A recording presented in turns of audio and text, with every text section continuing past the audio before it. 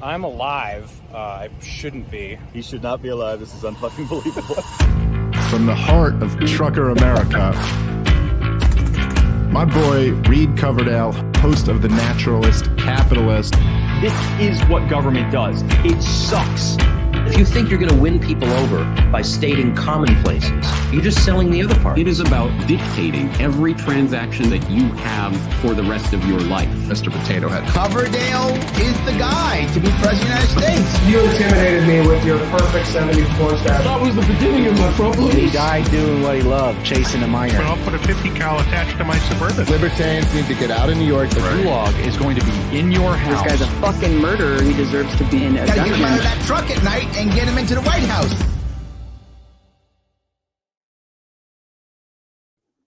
Hello, everyone. Thank you for tuning in to another episode of The Naturalist Capitalist. Tonight, we've got the 16th installment of The Four Horsemen, and we got another twin on the show tonight, so you guys will see who that is in a few seconds here. Real quick, before we get going, I just want to say I will be speaking at Pork Fest. I am back in New Hampshire now, so I'll be there this week. I'll be there at least Wednesday and Thursday, giving a speech on Wednesday and then another one at Thursday. And I will have merchandise with me. I got some of it here just to show you. We got new shirts. I got a bunch of different designs. You can get the traditional naturalist capitalist logo like this one.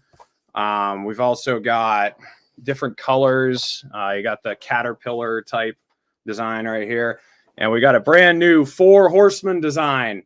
And these are really cool. They got my face, Eric's face, and Ryan's face on there. And you can get those. I'll have them with me. I got a few of each size. You can buy them, but you can also buy them online at toplobster.com under the Naturalist Capitalist selection. So go check those out. And well, let's get into the show. We've got Jesse Ventura back on the show again tonight. How are we doing, Governor?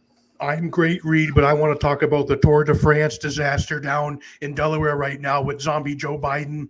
He was riding his bike and then he tripped because he was trying to smell a little girl's hair. Reed, I'm glad you're back in New Hampshire, man. This is exciting. Our first Four Horsemen with you back in the free state of the 603. And we're so happy to have you back here. We're going to clean up the election fraud and we're going to come back bigger and better and stronger than ever before.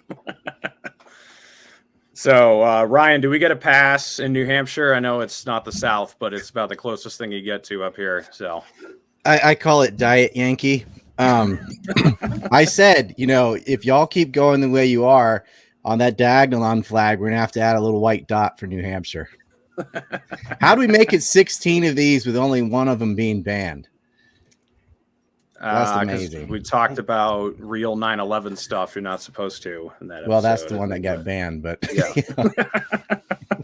Yeah, I don't know. I'm impressed. Like it's kind of crazy. So you guys have seen the Jackman twins. Some of you might have not known that there are actually also Dawson twins. So we've got Ryan's brother, Scott Dawson, on the show. How you doing tonight, man? Woo! I'm doing good, brother. Yeah, it's good to have you here, man. So I didn't explain this to him at all. I said, hey, just come on this show because I didn't want to scare him off. We're not that scary. Yeah, Ryan's the scariest one, and you already know him, so it can't be that bad. As far as getting banned, I might be the most radioactive, but yeah, whatever. It's not like I've got pictures of Vlad and Z and a Zog Bell and Base Asian calendar or anything. He's got Putin there, he's got all the things. I think it's intriguing to a lot of people that there's another Dawson out there in the wild. It's a bunch of us. There's a twin. The fact that there's a twin. Well, I know people always kind of freak out and like, oh wow, there's two of you guys, and they just assume you are the same carbon copy of your brother, which you guys know is bullshit and not the way it works. Obviously, there's many similarities, and I've watched some of your videos, Scott, and I hear Ryan, and then I'm like, oh, okay, that's a little different thing about Scott. So, for everyone who hasn't, thank God, who hasn't seen you or heard you before, Scott, what can you tell people about what you do and who you are? What I do, as far as what you'd see on here is, I guess, archaeology and history is what I'm about. So we started when I city, me and my wife and a couple of other people from the island where I'm from started a nonprofit called the Croatoan Archaeological Society, which is the Native American name of the island of Hatteras. Scott, your mic's kind of gone on the fritz just when you started talking. He's saying the Native American Archaeological Society, Croatoan Archaeological Society, but see if your mic was fine just a second ago. Maybe get closer, or I don't know. Yeah, I don't know if it got the cord got fell on your shirt or something. I don't know. Maybe it's I bet Russia did it. Yeah. That's what CNN told me. Yeah, try talking again. Can y'all hear me? Try talking a little more. See, there are people worse at tech than me. Yeah. It runs in the family. Yeah. I'm on the Outer Banks, man. We only have Wi-Fi at high tide. That's true. It's true. He's in KDH. Move to it. That's the garage. Maybe it'll help. So Scott was just on a show on it's this Discovery Science Channel in Canada, and I think it's just called Discovery in the US or whatever, about finding a 400-year-old Native American / British colony on Native American territory. This is where we do our Dawson and Dawsons. Maybe this will clear it up. Can you hear me? Yep. Yeah. Yes. Okay. Sorry about that, guys. All right. So for the last 10 years, we've been conducting archaeology on Hatteras Island on what's essentially a Native American site called the Croatoan Indians. And when doing that, we discovered an abandoned English colony that was lost over 430 years ago.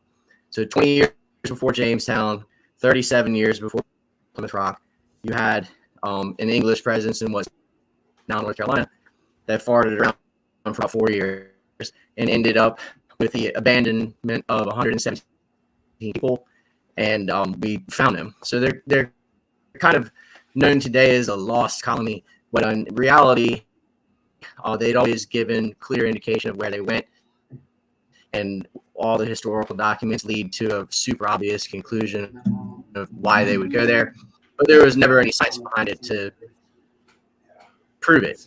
So that's I'm going to reiterate what you said because your mic is going. Yeah, your mic is still a little screwed something up, wrong with it. I don't know, but it's okay. I know the story too. So a lot of people have heard of Jamestown or Plymouth Rock. They usually start with the Virginia colony or the one in Massachusetts, but there was actually one earlier in North Carolina. And it's sponsored by guys like Sir Walter Raleigh. It's the capital is named after the capital now, not back in the day.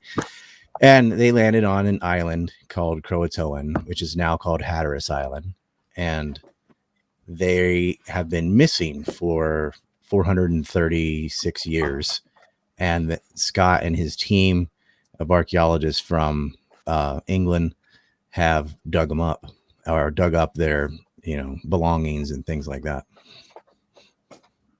Let's check it now. That's right. Yeah, try. Yeah. I know. Maybe I've had you speak really loud. Does that help? A little. It might just be rough. We might not be able to do anything about it. That's all right. I mean, we can understand you. So as far like the way I was taught, the lost colony, they had like no idea what happened to it. Some guys scribbled or they carved like CROA on a tree trunk. And then there was just a great mystery as to whether they disappeared or they died of starvation or if they were massacred or whatever. So were you able to find any trails as to what had actually happened to them, if they'd actually lived with the natives or anything like that? Or oh, yeah. Yeah, like you were talking was bullshit, basically. So like, before even digging into the ground, you already know that. Well, I was thinking in school, like this colony is on a knows what that means.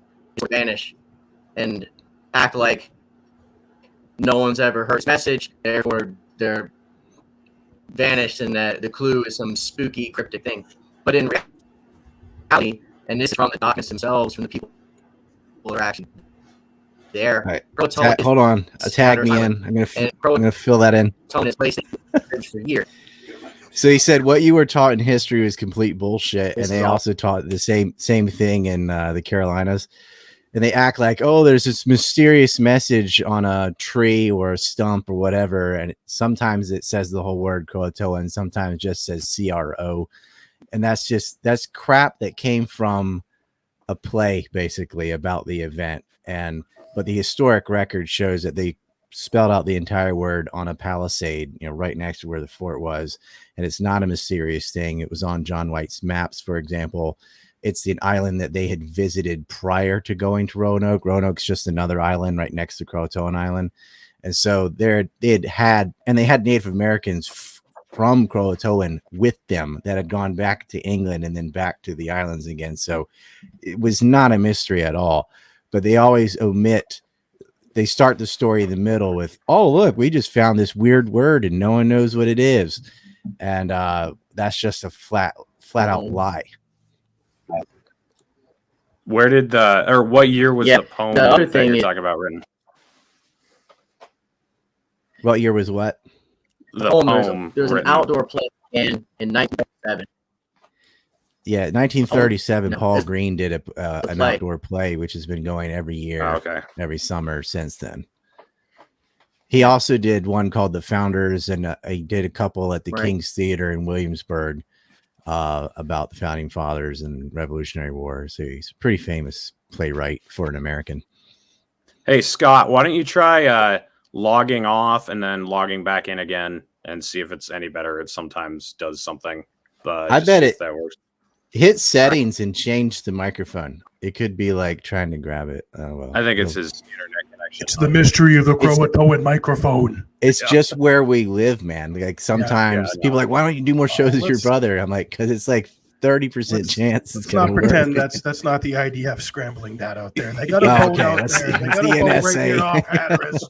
Folks, we got the documents. I got the IDF right off the shores of Hatteras. I know where the Dawson boys and their family live, folks. I got the documents on that Infowars.com.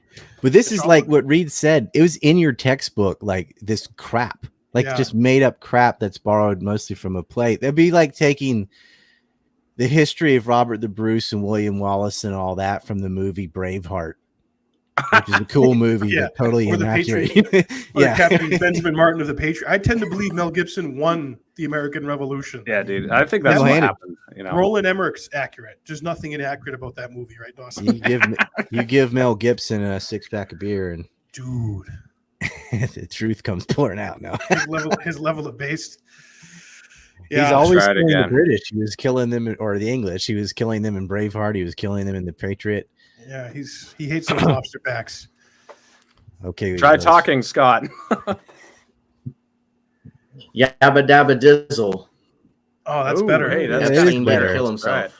Infowars.com. There we go. Now we're talking. All right. While we've got a connection with you, Scott, just give us all the information you want about what you found after you did the dig and everything.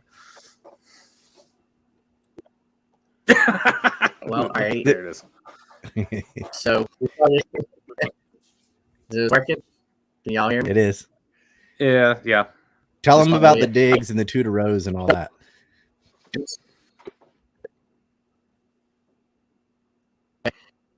So we started digging back in 2009, and when you do archaeology, you're not treasure hunting. You don't just dig as fast as you can at the bottom to see where you have to go layer by layer.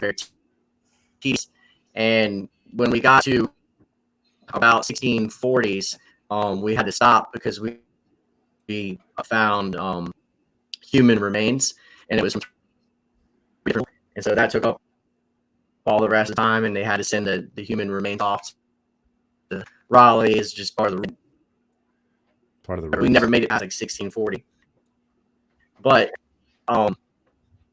because we can only dig like 2 weeks out of the year in spring break when you have free labor from college kids. And the second year, the same thing happened. We got down. Grad students are the new slaves. Well, they're it's indentured servitude. You do it for credits. Hey, Scott, try shutting your video off and just using your audio. See if that streams better. So if you just end your camera on your end, and then just use audio. Maybe it'll come through better. I'll try talking again. Yeah, you sound okay right now. So, hi. All right, now go off. We'll see how long this. All right, so the second year, the same thing happened. Kept running skeletons, so we moved to a different location. We had definitely found a Native American site of Croatoan, which is where the colony literally went. It's did before and all that stuff that Ryan probably explained while I was gone. So that was good because we found a part of the island where the natives were living, but we hadn't gotten to the 1500s yet because we kept running into skeletons or whatever. And then eventually, when we moved to a different part of the island, we went down. And this time, in that layer of about 16, we found a couple objects from the 1580s. But when you find it in the layer of the 1600s, you don't know if it was just something that was 20 years old when it got there, or to get there and somebody hung on to it for a while. You don't know. And it's cool, but it's not like perfect science, right? To prove anything happened. Finally, though, we got below that to a layer that was pure 1580s, meaning there was nothing in that layer that wasn't at least that old. With a layer, you go by the most recent thing. So there's 4 of us right now. If you reach in your pocket and pull that change, you might have a quarter from 1980. That doesn't mean it's 1980 right now, right? So if you drop it in your yard today, it would just be something, It's these weird. It was dropped in 2022. But if we kept digging in that area, we'd probably find something from this year in it. So that's how you know how old a layer is you go by whatever recent thing is in a big area. So we found a layer. There's not 1600s at all. We've been getting thousands of these glass tray beads and lead shot and super common items that were everywhere. They all vanished. It became a pure Native American site with and all of that, and then all of a sudden, bang, we start getting all this material. That's you're just coming you're coming through so choppy. I can pick up barely half of what you're saying. So he's saying he got down to the 1600s twice and kept running into skeletons, and because of the rules, they have to send those bones off to Raleigh and and finally they got down to a layer of the 1580s, which is that's when they came. So this is the one they're looking for.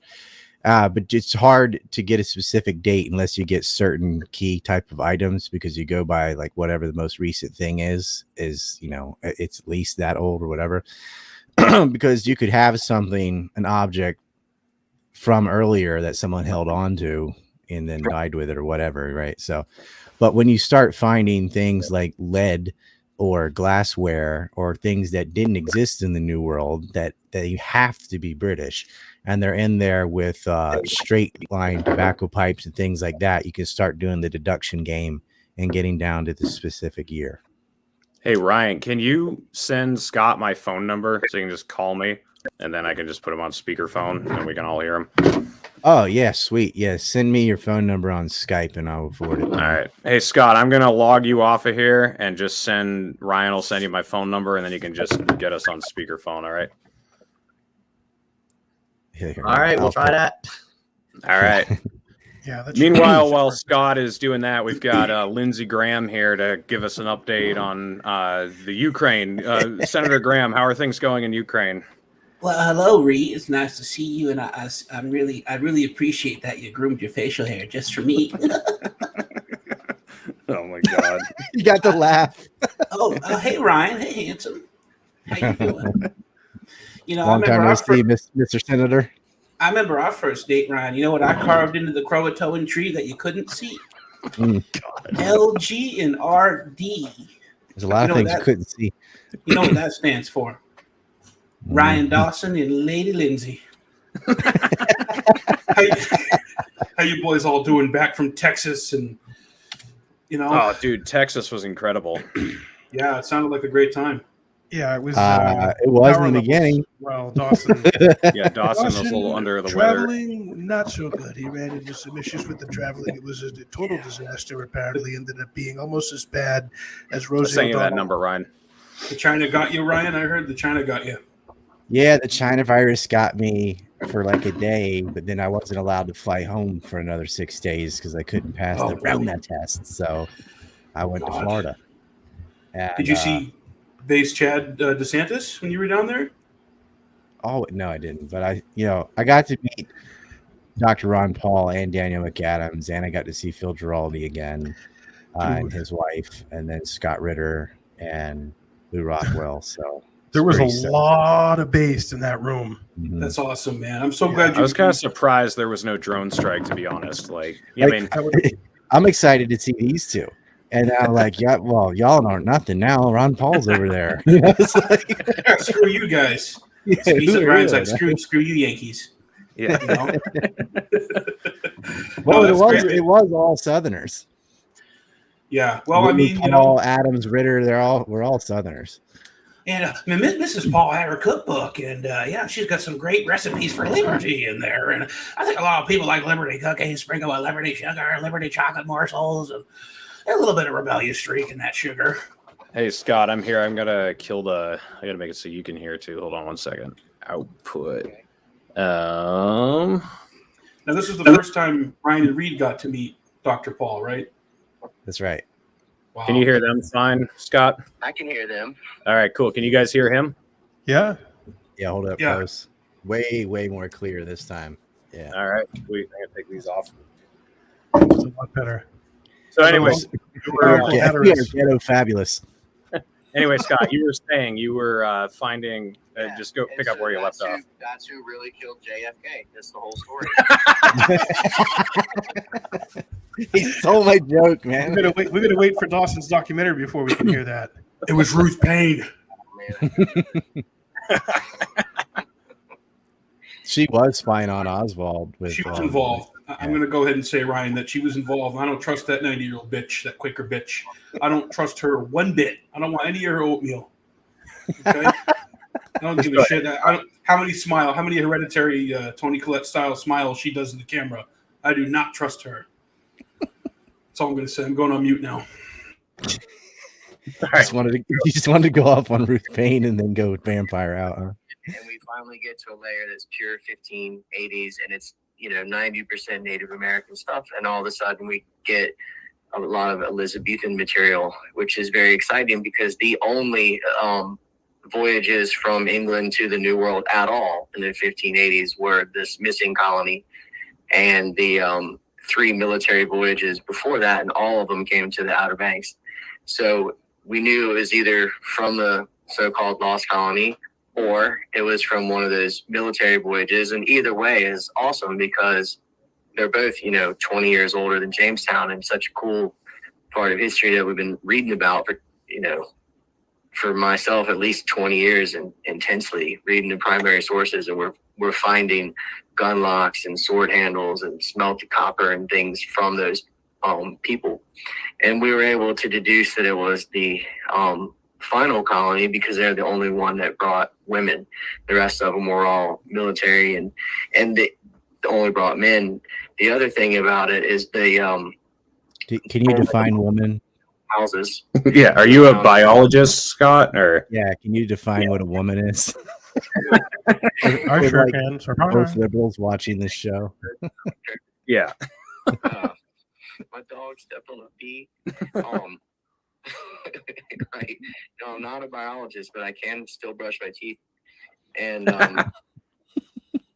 so we found their houses. We found the daub from the walls. We found the window glass, and the only group that built houses was the one in 1587, which is the lost colony. The military guys were living in military field tents because they were never meant to be here for very long.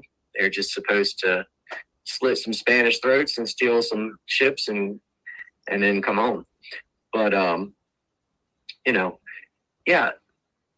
it never really was a mystery if you read the real history, but it was still exciting to get down there and see it, and see how that colony struggled. You can see where they had these really pretentious glass plates that were turned into glass arrowheads. And we have this machine, it's called an XRF machine. It was invented by Dr. Kaiser, Bruce Kaiser. He got the idea from Star Trek. and he's a particle physicist, and he made this machine that I'm not going to pretend to understand exactly how it works, but it shoots a laser that bounces off of any object and goes back into the machine, and then you hook it up to a laptop, and it gives you the elemental makeup of whatever it is. When you use it on a piece of glass, you can see the different levels of lead and potassium and silica and whatever. And then from that, they have a data bank, and they can tell where in the world the glass was actually made and what kind of glass it was and all of that. So we're finding these really expensive, kind of pretentious plates, like the most expensive glass they had, which back then glass was kind of a rich person's item. And they have chipped it all into arrowheads because baby formula today were worth more, and because they're pragmatic and useful to kill a bird or whatever. Then that plate is worthless if you don't have any food to put on it. So you can see how that's happening. You can see the earrings have been shaped into fish hooks, these copper earrings, and you can see where gun barrels, when the gun is no longer working, they've repurposed the metal and they're using it to shape canoes and houses. And all this English stuff is being used to the nth degree because there is no iron and there is no glass and there's very little metal of any kind other than a little bit of copper that's native to here. And so all of that stuff is precious. And they're using it over and over and over again. So you can tell that the colony survived for, a decade at least. And they just went completely native. There's only 16 women in the colony. That leaves 80-something single men. They're sailors. They're on an island with topless women. You're telling me, nothing happened. But they didn't integrate. And the next person to visit Hatteras Island, where the Croatoan lived, and that wrote anything down was a surveyor from South Carolina, which back then was still all Carolina. His name was John Dawson, and he said there's blue-eyed Indians wearing English clothes who told him straight up that their ancestors were white people who could speak out of a book. They even mentioned Sir Walter Raleigh's ships and everything. So there's never been a real mystery. Like that whole thing comes from fiction, which happens all the time. Like look at Billy the Kid or Blackbeard or King Arthur. Like you name these are really cool, but most of what you hear about them is bullshit. And this is just another case of that, where most of what you hear about this colony is coming from fiction. Because anytime history and fiction go head to head, fiction always wins. If you look at Blackbeard's flag, for example, which is always presented as a skeleton with horns, and he's got a spear stabbing a heart with all this crap. That comes from a 1920s novel. Oh, and really? It takes 2 seconds of research to look at what his flag actually looks like, which you have all these depositions from people that were his victims that were robbed by him, and they describe it as a black background. That's the only thing they got right, with a death head, which is a skull, like just a simple head of a skull on black, and that's it. And then he had another flag that was just all red that they described as just a blood color. And yet that's something that's super basic about the man, is what his flag looked like, what his banner was. And 99.9% of people have the wrong image in their head because fiction wins. Fiction always beats fact. Whenever Hollywood touches something, it's forever stained, and you're never going to have a voice that's louder. And so Disney's Pocahontas is not accurate.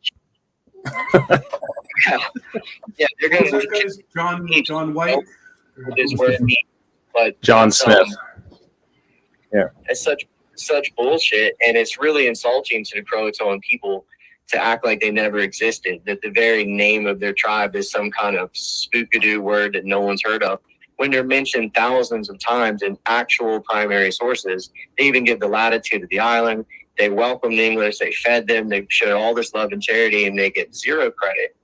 Did you guys dig up any nanothermite? Because that would explain the disappearance. And that narrative has just exploded to where it's to the point of no return. Yeah, and you guys are descendants of the Croatoan, right? Or you're related? Yeah, there's a lot of descendants of the Croatoan, and people around this part of the world have known that plenty is bullshit. But if, like, wherever you're from, Ohio, whatever, you don't know that. How could you know that? You're taught in school and you're 9 years old. Oh, no one knows what this word means. So you just grow up thinking that. And it'd be like someone saying they wrote down Ireland, but no one's ever heard of them. And just a snap of a finger, you just erased all Irish history from the planet. Because that's what they did. By saying that then they can't tell you anything else in school about them if they just said that. Because they're supposed to be non-existent. No one even knows what it. They don't even tell you it's a tribe. They act like the word is some alien, sound, and no one knows what it is at all. Some of John White's illustrations are used to describe the Powhatan later, like Virginia, and they're not. Those aren't Powhatan. Those are Croatoan. So, Scott, can I ask you why? We're talking about multiple authors: John White, Richard Grenville, Thomas Harriot, Arthur Barlow, talking about the Croatoan page after page after page, interacting with them, what their entire religion was, how their diet was, what they ate, how they hunted, how their social structure. We know all of that. All of that is written down, and it is all swept under the rug, and that is what became lost, not a colony. What are you going to say? Yeah. I wanted to ask Scott, why is it that was swept under the rug, and why is there still a concerted effort to keep this from people and keep people ignorant and in the dark about the reality of what you've discovered and what you know about and have researched? There's two reasons why. One is good old-fashioned racism. So if you had a play in 1937, 40 years before true desegregation, and you had the first English that they're so proud of for conquering this wilderness, and they looked at Indians back then as just like part of the wilderness, something else they had to overcome, these brave Europeans, whatever. So that's kind of the mindset. If you had them intermarrying with Croatoans and having mixed babies and then them finding blue-eyed Indians later, which is what happened, they had torn the stage down. I mean, this is during a day where black and white people couldn't even sit next to each other in the audience. So there's that. And then it made money. And the reason that they still stick with it is, one, it's a lot of egg on their face. Promoted that thing for that many decades, 80 years. And it's all lies, right? There's one more reason, too. Tell them who owns Colonial Williamsburg. Well, tell them who owns Jamestown. The Rockefeller family. They own that whole. I was going to say Larry Silverstein. Well, they got to be, but they have a vested interest in Jamestown being first.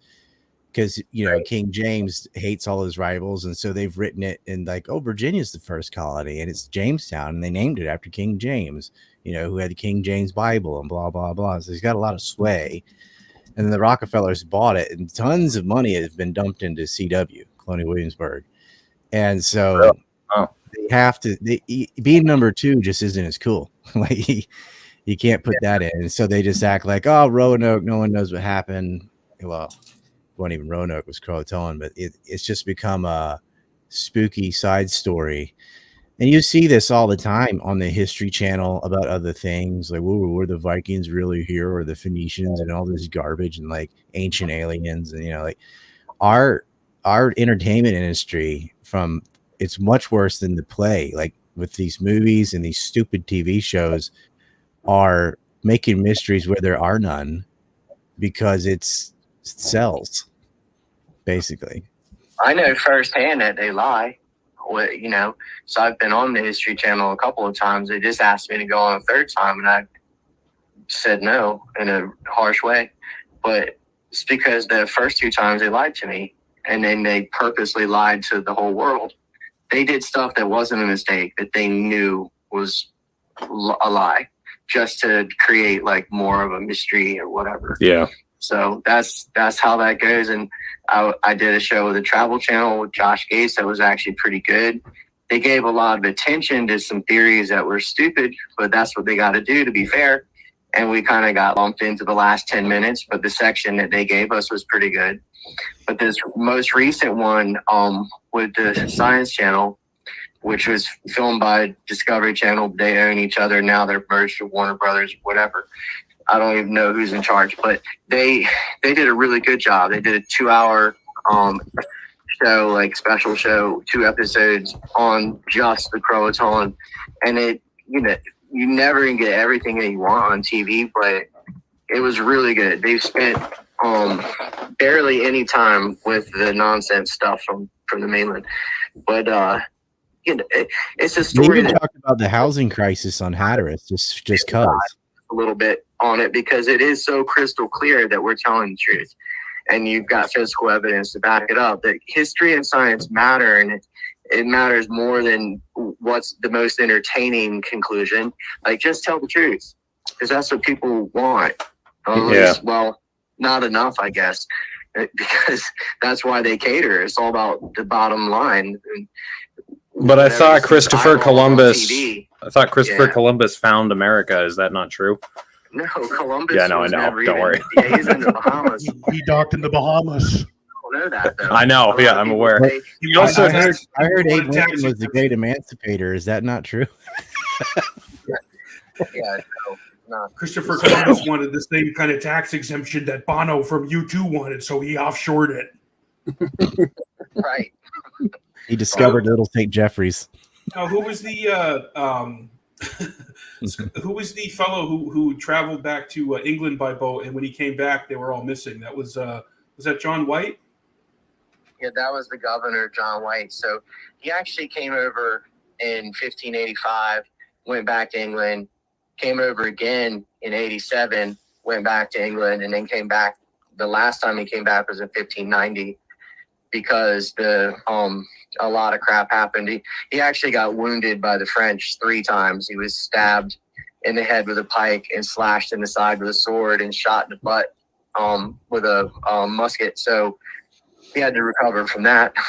And then he basically just hitchhiked with pirates to get here in 1590. And they spent a month and a half just looting the Caribbean. And then they kind of reluctantly went to check on the colony, which he had left on Roanoke Island.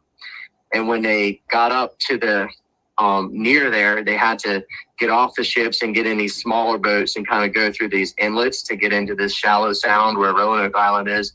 And a bunch of them drowned because crossing the inlets is like ridiculously dangerous on the Outer Banks, but even now. So when those guys drowned, the rest of the crew were like, screw it, we're done. We don't really care about your colony, because there was a bunch of pirates that were only very reluctantly stopping by anyway, and their captain just died, and 6 other guys died. But the governor gave a great speech and was able to convince them to let him try again. And so he went with 19 other volunteers that agreed with him, and they made it through the inlet. And they got to Roanoke Island, and they saw Croatoan written down, which was like the obvious location anyway, because the 3 voyages that came before had all lived on Croatoan and interacted and traded with them, and that's the tribe that was keeping them alive. Whereas the tribe on the mainland next to Roanoke Island hated them and had actually killed 2 guys the year before, and they ended up killing one of the colonists too. They shot him 16 times with arrows and bashed his head in. And they did that because on the military voyages that came before the colony, they murdered that tribe's chief by shooting him in the back twice and cutting his head off.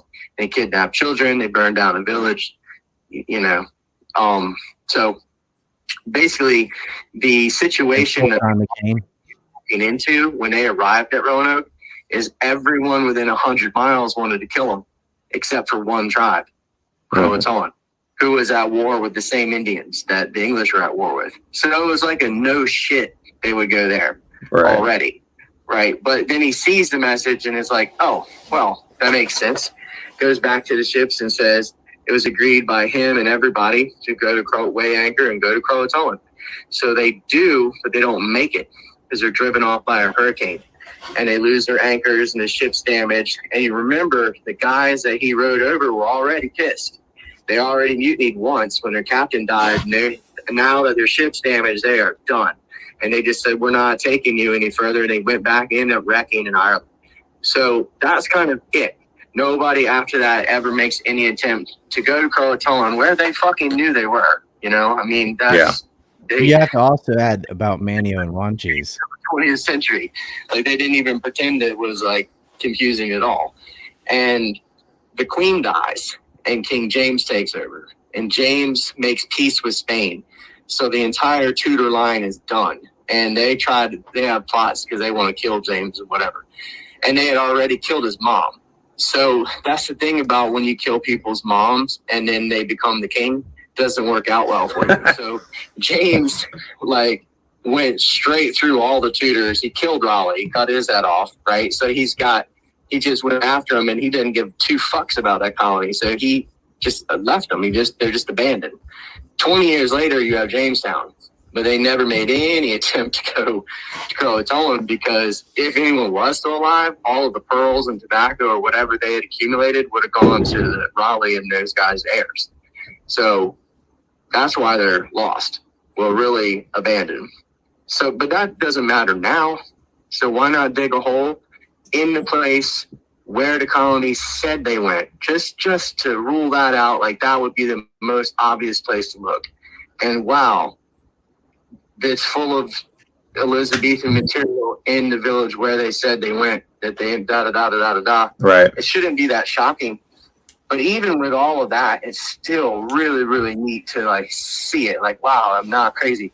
Look, that is a snuff house gun lot coming out of the ground right now. That is a Tudor rose. That is this. That is that. And it's gotten now to where we've got over 100,000 facts. So it's not like a red herring. I mean, this is real. We've solved the mystery that really never should have been one in the first place. Right. So that's neat.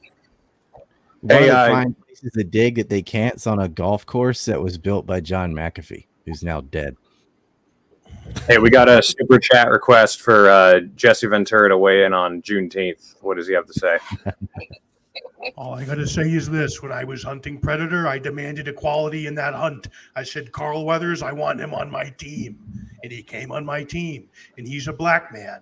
And he was there, and he was qualified to hunt predator. So I've been a fan of Juneteenth all the way back to hunting predator.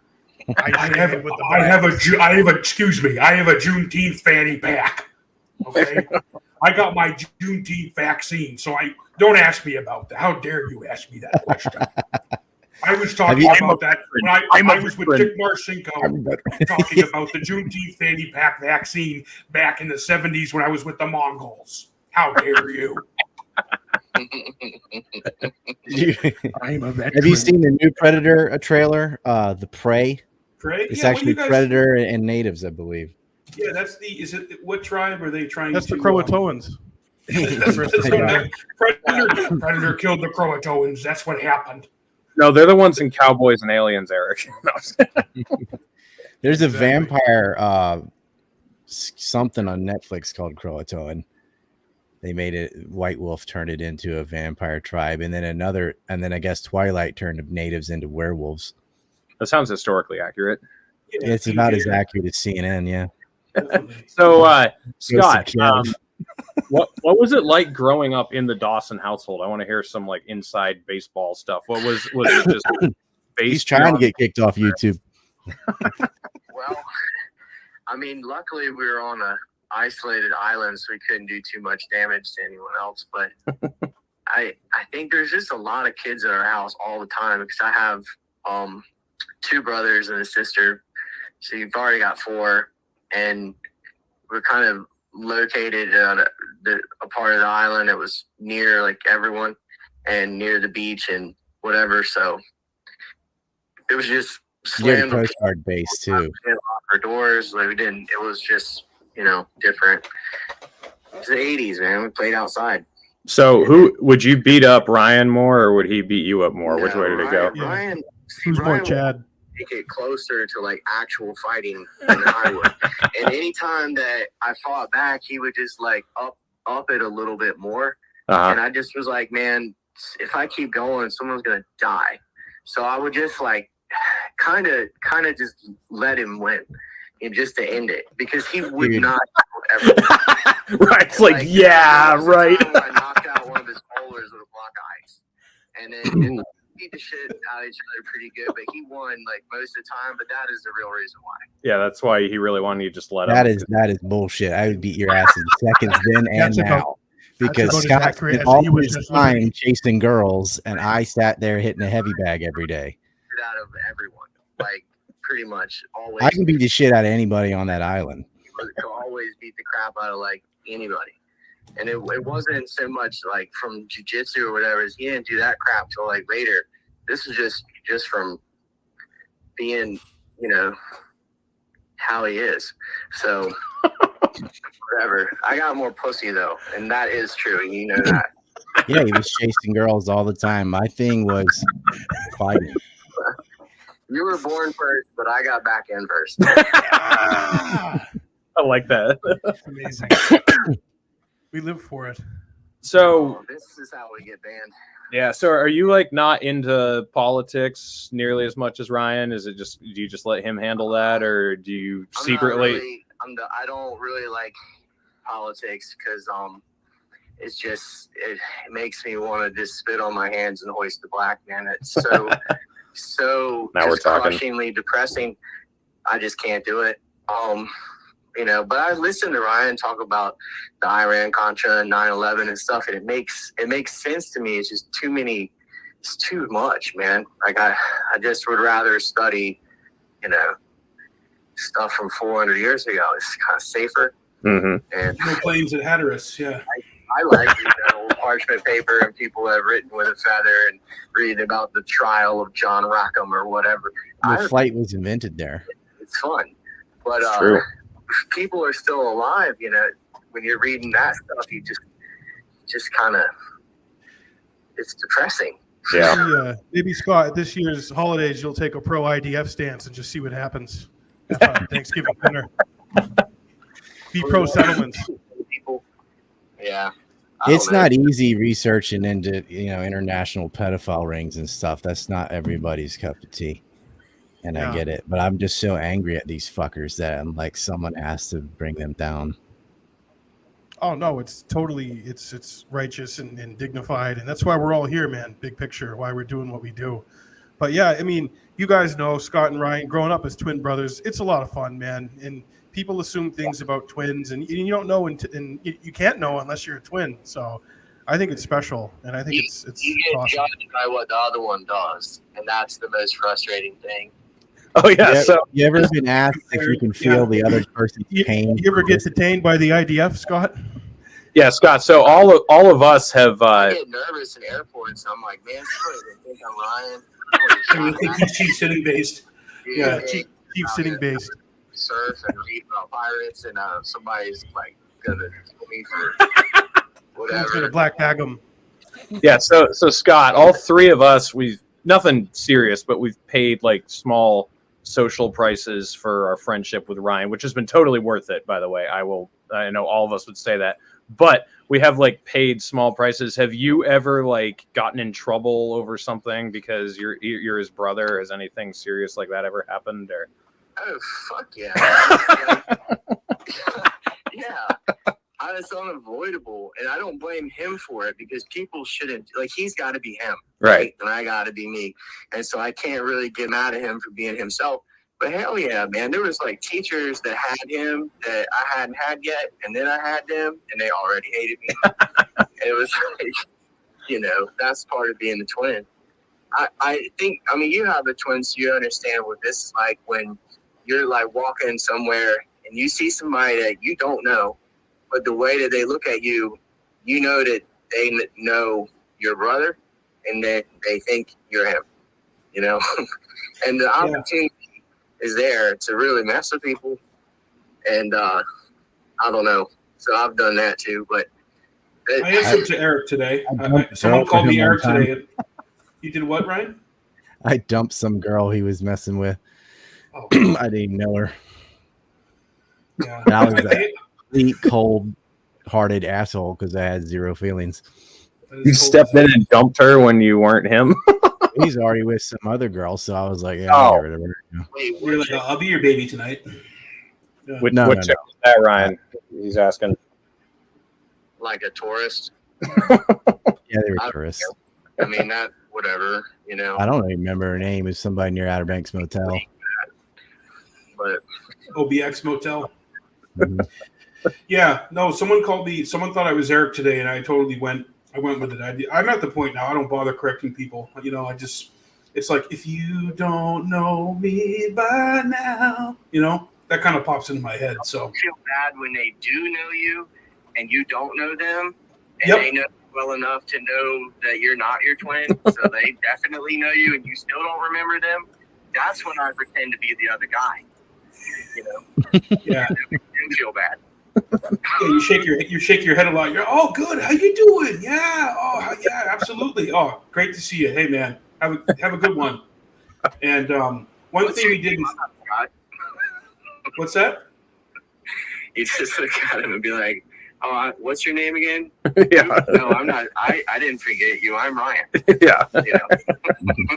Oh, I do that sometimes. Yeah, and then we switched classes back in third grade by swapping one of our shoes each. So we had two different shoes, and the teacher had no idea for the whole class, but our friends dimed on us. Yeah, the friends. I think we switched classes like once, and it was because we had a baseball game or something, and you had to wear your uniform to school, and like so we would never dress alike. So if we did dress alike, everybody would know something was up. But that was like a built-in excuse to dress alike because of the baseball game. And I remember switching, but like all the kids knew and giggled, and the teachers I think knew and acted like they didn't. That's what we call a Dawson brother false flag attack. It Like, happened. you have to understand, our grade only has 2 classes, so it's like the other class. That's it. Just There's only 30 kids the whole grade, 40 maybe. Hey, I know what that's like. I had This is- 27 kids in my graduating class. So we had K through 12 in all one school. That's Yeah. still less than a Mormon class on the Mormon compound. It's like one family of redheads. Yeah, that's less than Warren Jeffs' bedroom. You know. Wait, Ryan, what do you call a flock of redheads? Is it you got how all the animals, they got like a murder of crows and a flock of geese and whatever, but what's a group of redheads called? Hell. Soul Korea. What'd you say? What'd you say, Scott? I said Seoul, Korea. Seoul, Korea. Oh yeah, so Lots of redheads. South Korea has the fewest number of redheads in the world. It's because the capital is called Seoul. Oh. Dawson's partial to it. Japan has the second fewest redheads in the world, and that's probably because it nicknamed the land of the rising sun. Oh, actually, Ryan, this is a good excuse for you to read your little soliloquy that you wrote there. Oh, let me bust that out. Yeah. It's pretty profound. This is I think I was talking to Dan McAdams about religion because I had quoted the book of John because I like what it says. He's like, "Oh, an atheist quoting Christianity, you're coming my way." And I said, from an epistemological point of view, I know that I don't know, so I say that I'm an atheist because I'm not an active believer in the cosmological claims found in popular faiths. From a moral perspective, though, I've always found this to be more useful realm of theology than the scientific claims, and Jesus is my homie. Few writings last thousands of years and still hold value. The only way that happens is if it's actually correct. I also draw from Shinto faith in Japan and even some parts of Islam, but I do agree with my native brothers about the earth, though. We are not on the earth, we are of the earth, like a giant cell, all living systems connected, all except for redheads. The whole thing was to get the redhead joke in there. That was a long game. Like one time I explained Roger Penrose and the anesthesiologist long thing about microtubules and the axons of the brain and how consciousness works, just to go back and say, redheads need 25% more anesthesia to go under than others because the gaps in the axons at the end of your neurons is wider, which means it's longer than what the short distance you would need to have for the collapse of the wave function for indeterminacy, which means it's computation all the way down, which means they have no free will or soul. Science. Another long game. Yeah, it's true. No, that is true. Redheads are mutants, and they really do need more anesthesia to go under because they're not conscious like other people. They're just computers. Poor Horsemen just lost all their ginger fans. Bye, guys. One of them. It's extra funny to pretend to be prejudiced to redheads when you're red-green colorblind. I I didn't know that. But you can still see red though. Like, but redheads don't have like Spider-Man red hair. They have like a reddish hair, right? You can still smell them.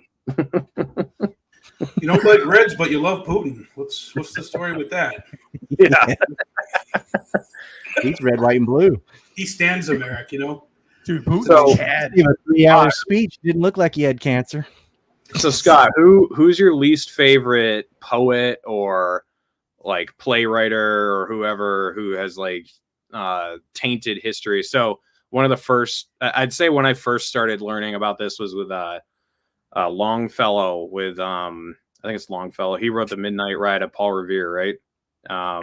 And how historically incorrect that is, but it's just what catches on. And Prescott did it, and at least Paul Revere did some of the ride. Like this lie about the man, if you start studying Native American history, anything from Custer to the Crow is Home, it's all bullshit, man. When you go back and read the real sources, it's always like really, really, really slanted. And you used to have that against African Americans and women more, but they had reform and they had movements, and that never really happened for natives. You had Russell Means was the closest thing, and so the history is still really screwed up, and it's not today. I don't think it's being done in an overt, like, hateful way. They're just kind of repeating shit that they don't even know is wrong. Right. And there needs to be an effort to go back in and like, hold on. Let's re-examine Custer, for example, and go through and see what really went down, and then teach that. But it needs to be done across the board, from Columbus straight through.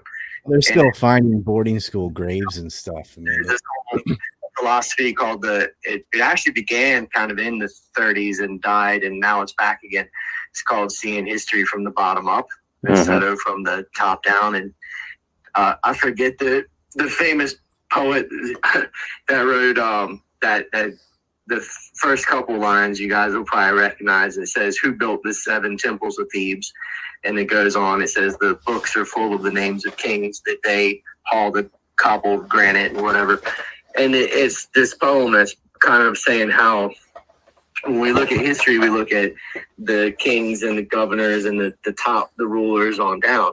And a lot of that, especially when you get back like prior to 1800, most people were illiterate. So you don't really get to see the feelings and thoughts of the poor. And that's especially true the further back you go. And I think that with Native Americans, because they didn't have reading and writing, and then when they did, it was even smaller percentage that did that than English-speaking people. You don't really get that side told. And everything is just very much one perspective. And we do have to make an effort. I'm not like some off-the-wall liberal woke person at all. This is me being real as somebody that's just studied history. It really is slanted. Like that's not just some woke bullshit. Like, it really is wrong. It happens both directions too, because with Native history, it's either overly romanticized or overly demonized. It's never just the truth. It's always like, oh, look, they are all egalitarian, blah, blah, blah. I'm like, that's bullshit. Or it's they're just a bunch of primitive ape people, whatever, which is also bullshit. It's always like one extreme or the other. Cannibals or whatever. Mm-hmm. So, I guess I don't really have a least favorite poet or whatever. I would say the thing that is bastardized history the most is the History Channel. Mm-hmm. If I had to pick with something, they're the worst ones. Without question, they're worse than the other networks like them. They are way, by far, the least accurate and have done a lot of damage to all kinds of history. So probably them. Vikings, too, are another group that get lied about more than anything, I would say. And that's happened, too, now because of these shows with shield maidens and all this ridiculous stuff. And I don't know, there's just not enough Norsemen around to be like, that's not us. That didn't happen, This happens with conspiracy stuff, too, like when dealing with September 11th, for example. The kook movement is one. Like, you cannot bring that subject up without some retard that denies airplanes or the bomb in every window and blah, blah, blah, blah. And I just wrote a piece about kookification, but you don't even have to go back 400 years. Like stuff that we were alive and witness happen has already gotten kookified. Every time there's a school shooting, there's going to be a crowd that says it's fake and crisis actors, whatever. Anytime there's a contrail, somebody's going to say it's a chemtrail.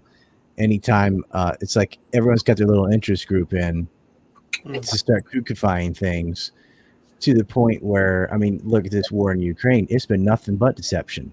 The second war in Iraq was nothing but deception.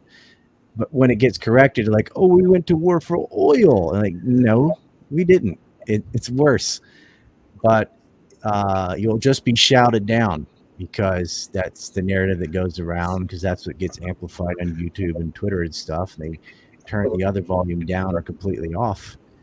And so how do you get the real history out there? Yeah, I think more people are willing to look at the other information, though, Ryan. I think people are hungry for it. Like the work you're doing, Adam Fitzgerald. We try to talk about it as much as possible. The real evidence, the actual evidence, and I think you get across to people when you say there'd be no paper trail back to the Malaysian summit or the CIA without Flight 77 hitting the Pentagon. And if people really actually think about that and it resonates with them, you hear me say it.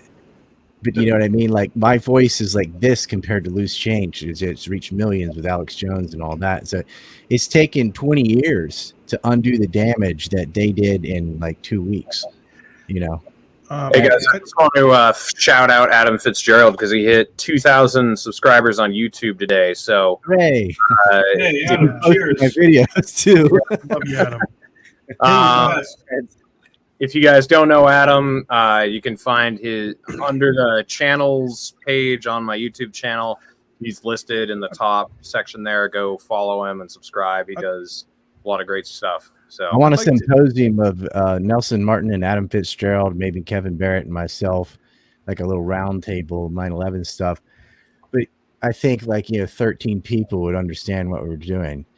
Because it is a complex thing. So is the Kennedy assassination, and if you're in it and you know all these names and you assume knowledge, and the Jackmans would have fun talking about Kennedy with me. But a lot of people will be like, "Wait, who is that again? What is that?" It's just you need a course almost. Yeah, I try to break it down for people too, Ryan, because I just watched this fantastic brand new documentary. Carol Baskin on the grassy knoll. Carol Baskin, fucking bitch. Carol Baskin fired the fatal headshot from the sewer, fucking bitch. But no, I just watched a great documentary, Ryan, called "The Assassination of Mrs. Payne," written, directed, and produced by Max Good. It's amazing. I mean, this guy's been working on this book to me, or that documentary too. He said, which one, Mrs. Payne's Garage, or Payne? And then I guess you guys talked to her recently, huh? Mrs. Payne and the Assassination. I'm sorry, who recommended that to you, Ryan? Eric. Oh. No, I haven't talked to Ruth Payne. No, I doubt she would want it. She's going to be 90 this year, but we talked to Aaron Good. Is that? Oh, okay, that's what it was. Yeah, so Aaron Good is not related to Max Good, who made the Mrs. Payne film, but Aaron Good has his own podcast and called American. What's it called, Eric? American Exception or American Exception? Yeah, and he does fantastic work. He works with Oliver Stone and Jim DiEugenio, who's done some of the best gold standard research. This autographed book for me, and I'm the one that put him on the Israeli trail. By the way, that was my fault. Well, that could be a whole other thread. But he's got some great books. But I was at his house. Actually, there's a good interview I did with him. Well, actually, no, there isn't. They got rid of my YouTube, but there was a video I did with him. I guess it's still an ANC report. It's about 2 hours, and he's solid. And yeah, we're working on getting him on Jackman Radio, Ryan. Maybe you could join us for that. I can. He knows me. I can get him on for you. Yeah. Yeah, I mean, he does really great book reviews and film reviews when anything comes out about the Kennedy assassination. He's torn Gerald Posner a new asshole so many times that who even knows? He's very good on Des Moines Shield and that whole segment of it too. Before we totally go down to Chase, got back. Yeah, we have Corn Pop's Revenge. I wanted to ask together. The one what? The one that I did with Ryan with is I think that's what he called Ryan. What is the name of that show where you talked to Corn Pop? Oh, it was right after Corn Pop's revenge. I think I just said I'm talking to Corn Pop, but it was Scott was Corn Pop. It was really funny. And from that time on to now, they've been going pop. He's a tough guy, Ryan. Hey, look, Kate, let me tell you something. He's not as real as the Ghost of Kiev. Actually knows how to wash my back, okay? Tucker Carlson don't know what he's talking about, man. All right? I learned a lot about shower with Daddy. The hair used to stand up in my legs, and the kids would go. I learned about roaches that day when I was a swimming lifeguard, and I had to wash the chlorine off from the pool, and that's where Hunter and Ashley came in, and that's why they got addicted to crack. Come on, man. I thought it was Parmesan cheese. Parmesan DiGiorno. So I wanted to, Scott, when Ryan, I just saw Abby Martin of Empire Files just did a great little documentary about the victims of Wounded Knee, members of the Lakota tribe, and their remains and some of the artifacts from that being at an obscure Native American museum in Massachusetts. And then that pulled the thread of more people who collect remains and artifacts and all that sort of stuff from massacres or just, Native Americans that aren't properly dealt with and buried. So I wanted to get your take on that and why you think there is such a fetish for some people to have that kind of stuff. I wish you would talk to one of us about that. Yeah. It's illegal to touch the bone to remove the bone, at all. Like, you can't keep that as a trinket or whatever. As far as artifacts go, they should go on display and not in some closet. I mean, it's fine if you're some farmer and you found an arrowhead and you took it home, whoop-de-doo. But if you're going out and like metal detecting and trying to and you're going to known sites, so you're ruining the archaeological record for future science. And it's just kind of I don't know. I don't like it. What we're doing is with a professional team, and everything is goes into the records. We're like honoring the tribe and telling their story, and everything goes on display. And we've worked it out to where everybody can see it for free. So you can't really beat that. But yeah, there's all kinds of laws. I think all 50 states it's illegal to touch the bones. I'll tell you. Can I tell a funny story before you get into that? There was Scott mentioned Russell Means earlier from Lakota. He lost to Ron Paul by 1 vote to become the Libertarian candidate in '88. Really Chad guy, but some of his compadres, Dennis Banks, who's famous in AIM, the American Indian Movement, and Mary Moore, who was pregnant during the second siege of Wounded Knee, took a shovel, went to this archaeologist's grandmother's grave and they weren't really digging, but they just started patting the ground and stuff. Like, what are you doing? He goes, well, I thought I'd dig up your grandmom, for science. Yeah. That put it into that. Yeah. Specifically what Abby Martin was talking about. So I think, Scott, this is what you were saying. This museum in Massachusetts, in Barre, Massachusetts, is accused of violating the Native American Graves and Protection Act and hoarding objects stripped from Lakota people killed in the 1890 Wounded Knee Massacre. The museum is said to hold the largest known collection of objects from the massacre, spanning around 100 pieces, including human remains like scalps and locks of hair. Yeah, you're not allowed to take artifacts from a grave either. Like when we found natives, it wasn't on purpose. First of all, it's not like we're going to some known site and digging up graves. This is, hey, where on the island did this tribe live? Because we're trying to get them back in the history books so they're not some word on a tree and that's it. And we're just trying to find pottery and pipes and that kind of thing. But when you do find skeletal remains, you gotta, if it's a flex burial or something obvious and it's a native grave, you have to notify the state and let them know about it. But then you can just respectfully rebury them, say a few words, and anything that's down there with them, some hematite hatchet or anything at all that is with them in that grave is left there. You can't take it. Not that we would even think about doing that anyway. Like, that shouldn't even have to be a law, but it is because some people don't care. But even if it wasn't a law, in San Francisco, you'd have to make a law to say you can't have sex with a corpse. I mean, I don't look at it any different than if we found a coffin and with some black or white dude in it and he had like his fishing pole with him. I would never take the fishing pole. I'd leave it there. Right. You know, it's there. They were buried with it. Yeah. So I agree with that law is what I'm saying. And yeah, it's broken all the time. You're supposed to do an archaeological survey before you build anything. And they don't.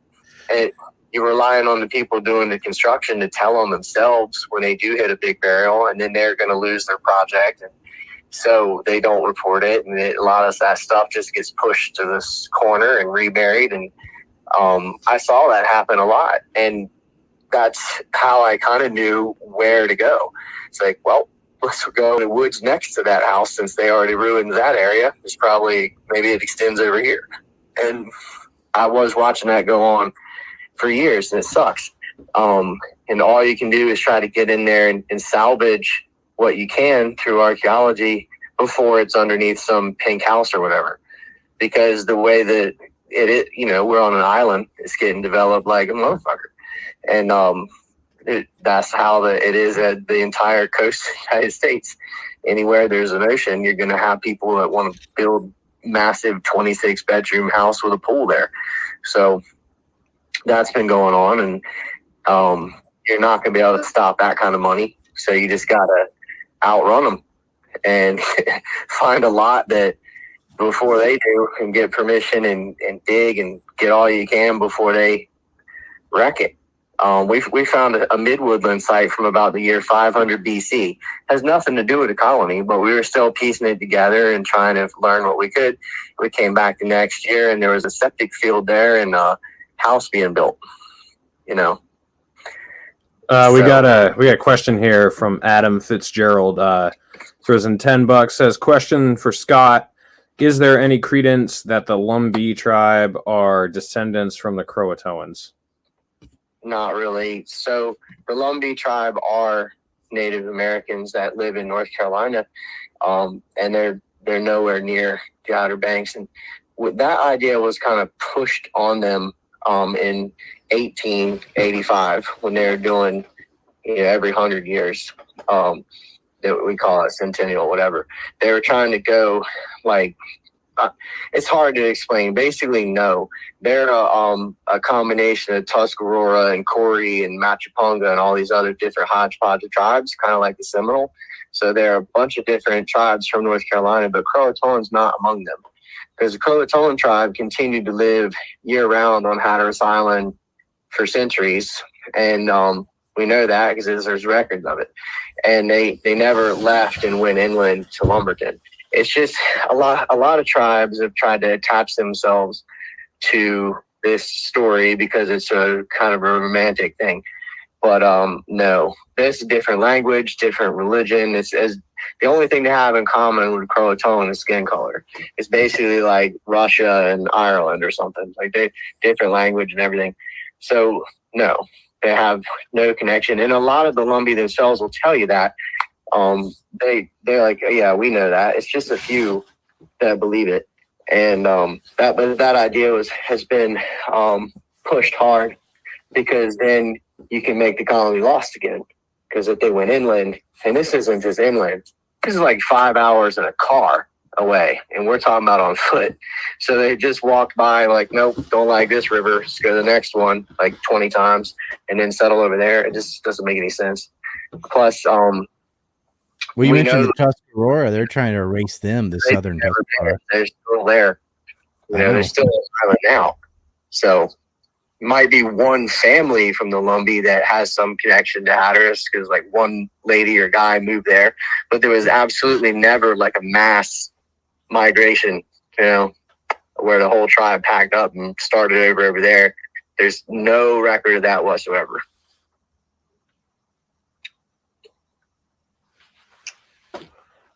Eric, you want to do your impersonation that was requested? Ron wanted Dave Smith. Yep. It's tough to do it out of the cold. We're joined here by my boy Reed Coverdale, host of the Naturalist Capitalist. The Reno reset was a big victory. I said, why don't we nominate a libertarian? Bill Weld's not a libertarian. I don't think that's controversial to say that. He's on there sucking Hillary Clinton's dick. I'm paraphrasing, but there is footage of Bill Weld engaging in certain activities with Hillary. Yeah. Bigger than Michelle Obama. What book did Scott Horton write? Mike, you know what book it is. Yeah. Time to End the War in Afghanistan by Scott Horton. You gotta do the voice and talk about the Bin Laden. I'm the guy who wrote the book Enough Already. Time to End the War in Afghanistan. And look, Reed, the Bin Ladenites, they met with Kathleen Kennedy at Disney. They were going to wokeify Luke Skywalker no matter what. They were like, we can't have Luke be the hero in The Force Awakens or Last Jedi. And they didn't. All the Bin Ladenites came in with the Trotskyites, and they said, Luke's not going to be the hero. He's going to be sucking blue milk out of a teat of a bantha on an island that's made out of soy. And that's what they did. That's what they did. They did that. Anti-war dude. Yep. That's Scott Horton. We love Scott Horton. I'm the guy who wrote Enough Already, Time to End the War on Terror, financed by Dr. Pepper. That guy eats neocons for breakfast. Yeah. Hey, Mike, that's pretty good. Ritter needs a Diet Coke sponsor. That's pretty good. Scott didn't even know his name, and he knew who you were pretending to be. That's pretty good, Mike. So. Oh, good. That is good. Yeah, I love Lord Horton. Is I listened to him on before the Ukraine war, and he gave a really compelling argument about how this wasn't going to happen. Yeah, I know. And then, like 3 weeks later, it did. And then I'm like, oh, I wonder what he's going to say now. So I listened to him again, and he admitted, I was wrong about whatever. But he said, I was wrong for the first time ever. Well, I mean, his arguments made sense. I think he was just wrong. Yeah. But hey, whatever. I'm with him. I was wrong too. Yeah, me too. A lot of us were wrong. Dan McAdams, tons of people. We're willing to admit that we were wrong about that. Though. I got it right. Yeah. But I can understand why a lot of people got it wrong, because it wasn't going to happen until they rolled out heavy artillery on the 17th of February and started hitting Donbass. Then it was inevitable. Uh-huh. But it's hard. It's like, no, they couldn't be that stupid. But I'm thinking, wait a minute, it's government. So they absolutely are that stupid. They just, if you look at the oligarchs that are really behind the war and how much prep and time they put in to get this going, you knew it was going to happen.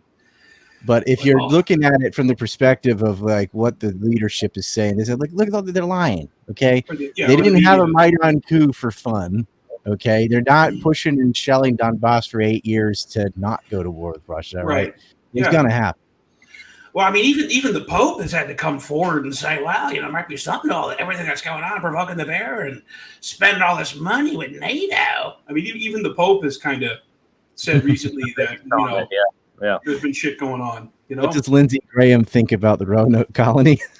Oh, I'll tell you what I think about them. I love their loincloths. I love those. I love the loincloths. I want to know who designed those because my sister wants some. Asking for a friend. asking for a friend. My first lady, aka my sister, who gives me all my makeup advice. He's so far in the closet he can see Narnia in his rearview mirror. So far in his own end zone that he can see his own end zone. Yeah, he's sniffing paint off the field goal post. We love Lindsay. We've had a lot of fun with Lindsay, Eric. Dude, remember when him and Andy Card and Jeb Bush came out with the big neocon at your college? That was everything. That was everything. You talk about boots. Look, Ryan, I wish we could send Tom Cruise over there and L. Ron Hubbard to bomb the shit out of him. If there was, I'd do it. If there was another way to do this Top Gun or Bottom Gun style, I'd do it. We gonna have to shine them boots. It's gonna take boots. What's the chick that looks like the 101 Dalmatian? Nancy Pelosi. Yeah. Cruella DeVille. Yeah. Yeah. Ice cream. She was in Chinatown saying, "Hey, come over here, bring it over here." And I said, "We're gonna shut it down." What'd you say? She looked like a drunk crab apple, had a nutsack taped to it or something like. What? her face. Guys, I just had a moment here where Ryan Dawson's brother doesn't even know Nancy Pelosi's name, and it just made me think. Like, I mean, No, he Ryan... does. He was setting up a joke. Oh, okay. You are. Yeah, Okay, I know never mind. who that chick is, but All right. she does look like the bad guy from the Dalmatian movie. Yeah. Cruella. Skinning puppies. Nancy Pelosi is a very nasty lady, and she's a horrible, wretched, warmongering cunt bag like Liz Cheney. Believe me. Both Liz Cheneys. I had to revisit Chuck and Nancy in the White House with Mike Pence and Trump. Tulsi Gabbard. Oh, that was basically your question there, Eric. What was the question? Do you think DeSantis will run with Tulsi Gabbard or somebody? Oh man, I'd love to see that. Well, a lot of people. Oh, sorry, Scott. Go ahead. That was my question. Like, or do you think DeSantis will run at all? Yes, I think he's going to run. He's going to rerun for governor. People want it. Yeah, he's definitely rerunning for governor and get reelected, but that could set him up nicely for 24. I think it really just comes down to how damaged the emir will be from the January 6th bullshit and how people will perceive him for going on about the election fraud and all of that, and who's going to look stronger and more viable between him and DeSantis. And then I tell this to people. A lot of people forget that Tulsi and Ron DeSantis served they were both elected into Congress together in the same class, elected in 2012, started serving in 2013. So they were in Congress together for a few terms, both Iraq war veterans, military, big a lot of respect amongst people, in the military and that sort of thing. So I don't know how close of friends they were, but I could certainly see if DeSantis, got the nomination or had a lot of influence in the 2024 primary, that he would probably at least consider listening to Tulsi or having her as an advisor, a national security advisor, foreign policy advisor, something like that. But as far as Queen of Hawaii. I mean, foreign policy advisor would be good because he sucks on foreign policy. I just want Donald Trump to be the new press secretary. Yeah, exactly. So we're going to come out here. We're going to talk about Chelsea Gabbard and King DeSantis. She's doing great. But Scott, a lot of people talk about DeSantis and Tulsi teaming up or being some kind of ticket. I can just say it would be a massive improvement from fucking Shakala and Brandon, for sure. She's a different party, though. I listened to her on, but she was on Rogan for like an hour. Mm-hmm. And then, I don't know, I watched the debates and, a little, I don't get into it like Ryan, but I did at least watch that, and she seemed like the least bad one. You're not wrong. Oh, yeah.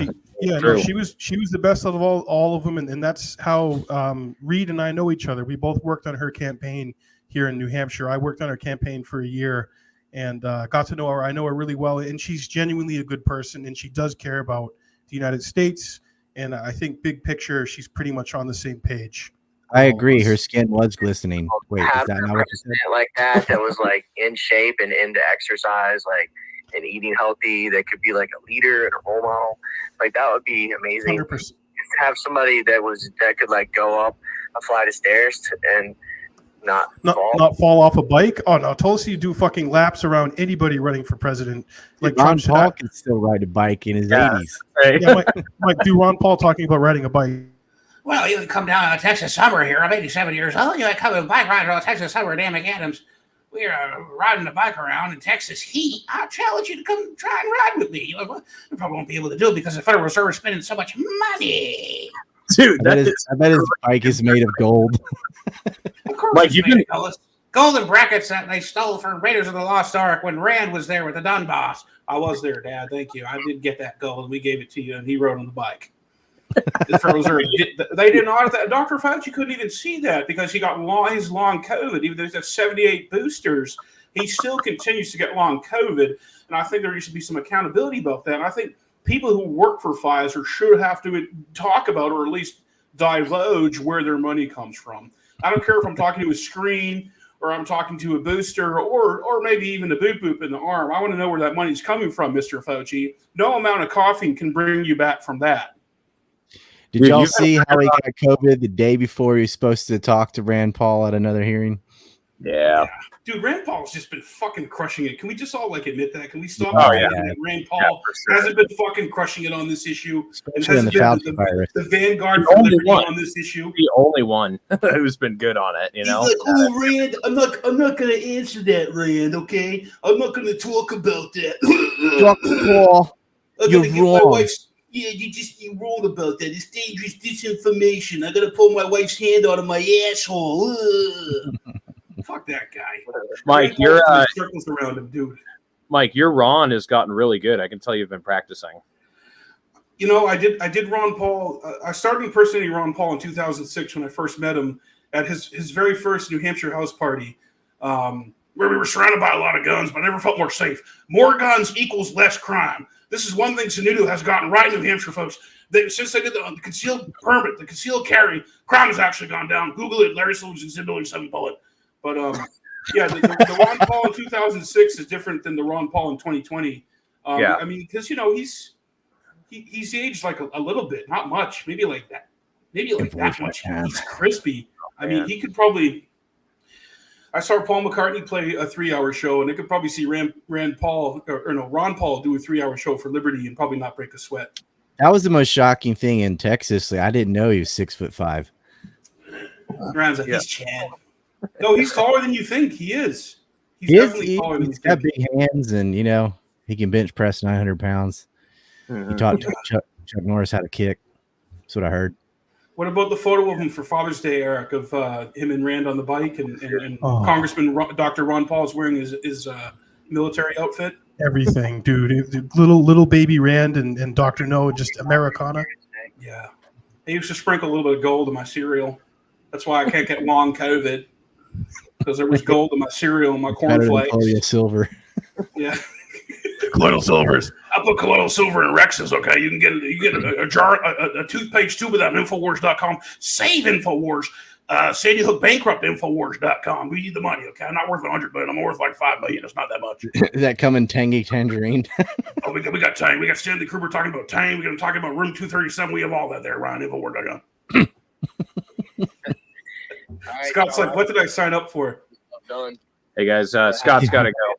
Say again, Scott, just so everyone can hear. I gotta get some stuff done, man. But thanks for having me on. You guys are hilarious. Yeah, well, thanks, man. And I go down to Ocracoke Island. I moved back. I was living out west for a while, but I moved back out here. I've been down there several times. We'll have to meet up sometime and grab a drink or something. Yeah, I think we're gonna film something there next. Oh yeah. Scott, tell them your new Pirate's Handbook and where to get it. Oh yeah, it's called. Well, it's not even out until Tuesday, but it's called Dark Waters: The True Story of Blackbeard, the King of Pirates. Really long name, but yeah, that I guess comes out Tuesday, and it's about the Hall of Fame pirates. You would say. Sweet. Although most people, if you ask them to name a pirate besides Blackbeard, they can't. Congress. But yeah, Congress. I know two pirates, Blackbeard and Edward Teach. Thank you very much. Johnny Depp. Johnny Depp. Yeah. I guess one of the characters in Pirates of the Caribbean, I think it's the fifth one, is Blackbeard. Edward. Yeah, all of the documents call him Edward Thatch, except for two. Yeah. There's a Boston newspaper that says Teach once, and in the trial of Stead Bonnet, which is another pirate that sailed with him, is referred to as Teach in that one of the times. But they're living in a day where there was no universal spelling, so people would spell like Woods Rogers' name is spelled 3 different ways in the same document. That's somebody's name that was a naval officer. So we don't know what his name was. Let's see. We got Sam Bellamy. That's a pirate, right? Yeah, Sam Bellamy. Captain Blackbeard for a little while too. Captain Kidd. Yeah, he's earlier. Kid Rock. Kid Rock. Yeah. Yeah, I don't know. I used to know all sorts of them when I was a kid. Well, thanks, Scott, for coming on. Is there any? All right, go ahead, Eric. Oh, I was going to say, Scott, I definitely want to have you and Ryan on Jackman Radio with Mike and I, and we can do a twin bonanza extravaganza. Yeah, you got it. Sounds good. I'm down. So. All right, man. Well, thanks for joining us. Yeah, thanks, Scott. by saying, "Go to hell, Richard Pearl." There you go. Fuck Lincoln. I agree. Richard Pearl's the worst neocon. That's a real Dawson way to end things. Fuck Richard Pearl. Mm-hmm. Fuck Ladine too. Fuck him too. I made a hate Richard Pearl holiday. That's going to be a great day when he shuffles. Dude, Ryan, no offense, but I think your brother chose like the more peaceful route. Like I'm just like imagining like just digging stuff up and researching history instead of like rape rings and shit. It must be so much more. Yeah, but he also worked as a bouncer at a bar and like beat the fuck out of people. So you're saying he's Chad? Well, I can't. I mean, I'm guilty of lots of fighting myself, but I'm just saying, we're not peaceful people. Yeah. Well, that's part of his nickname from the Texas trip. He's now Chief Sitting Base. There's quite a bit of rape and murder in the Indian history too. Look up Ralph Lane sometime. That's right.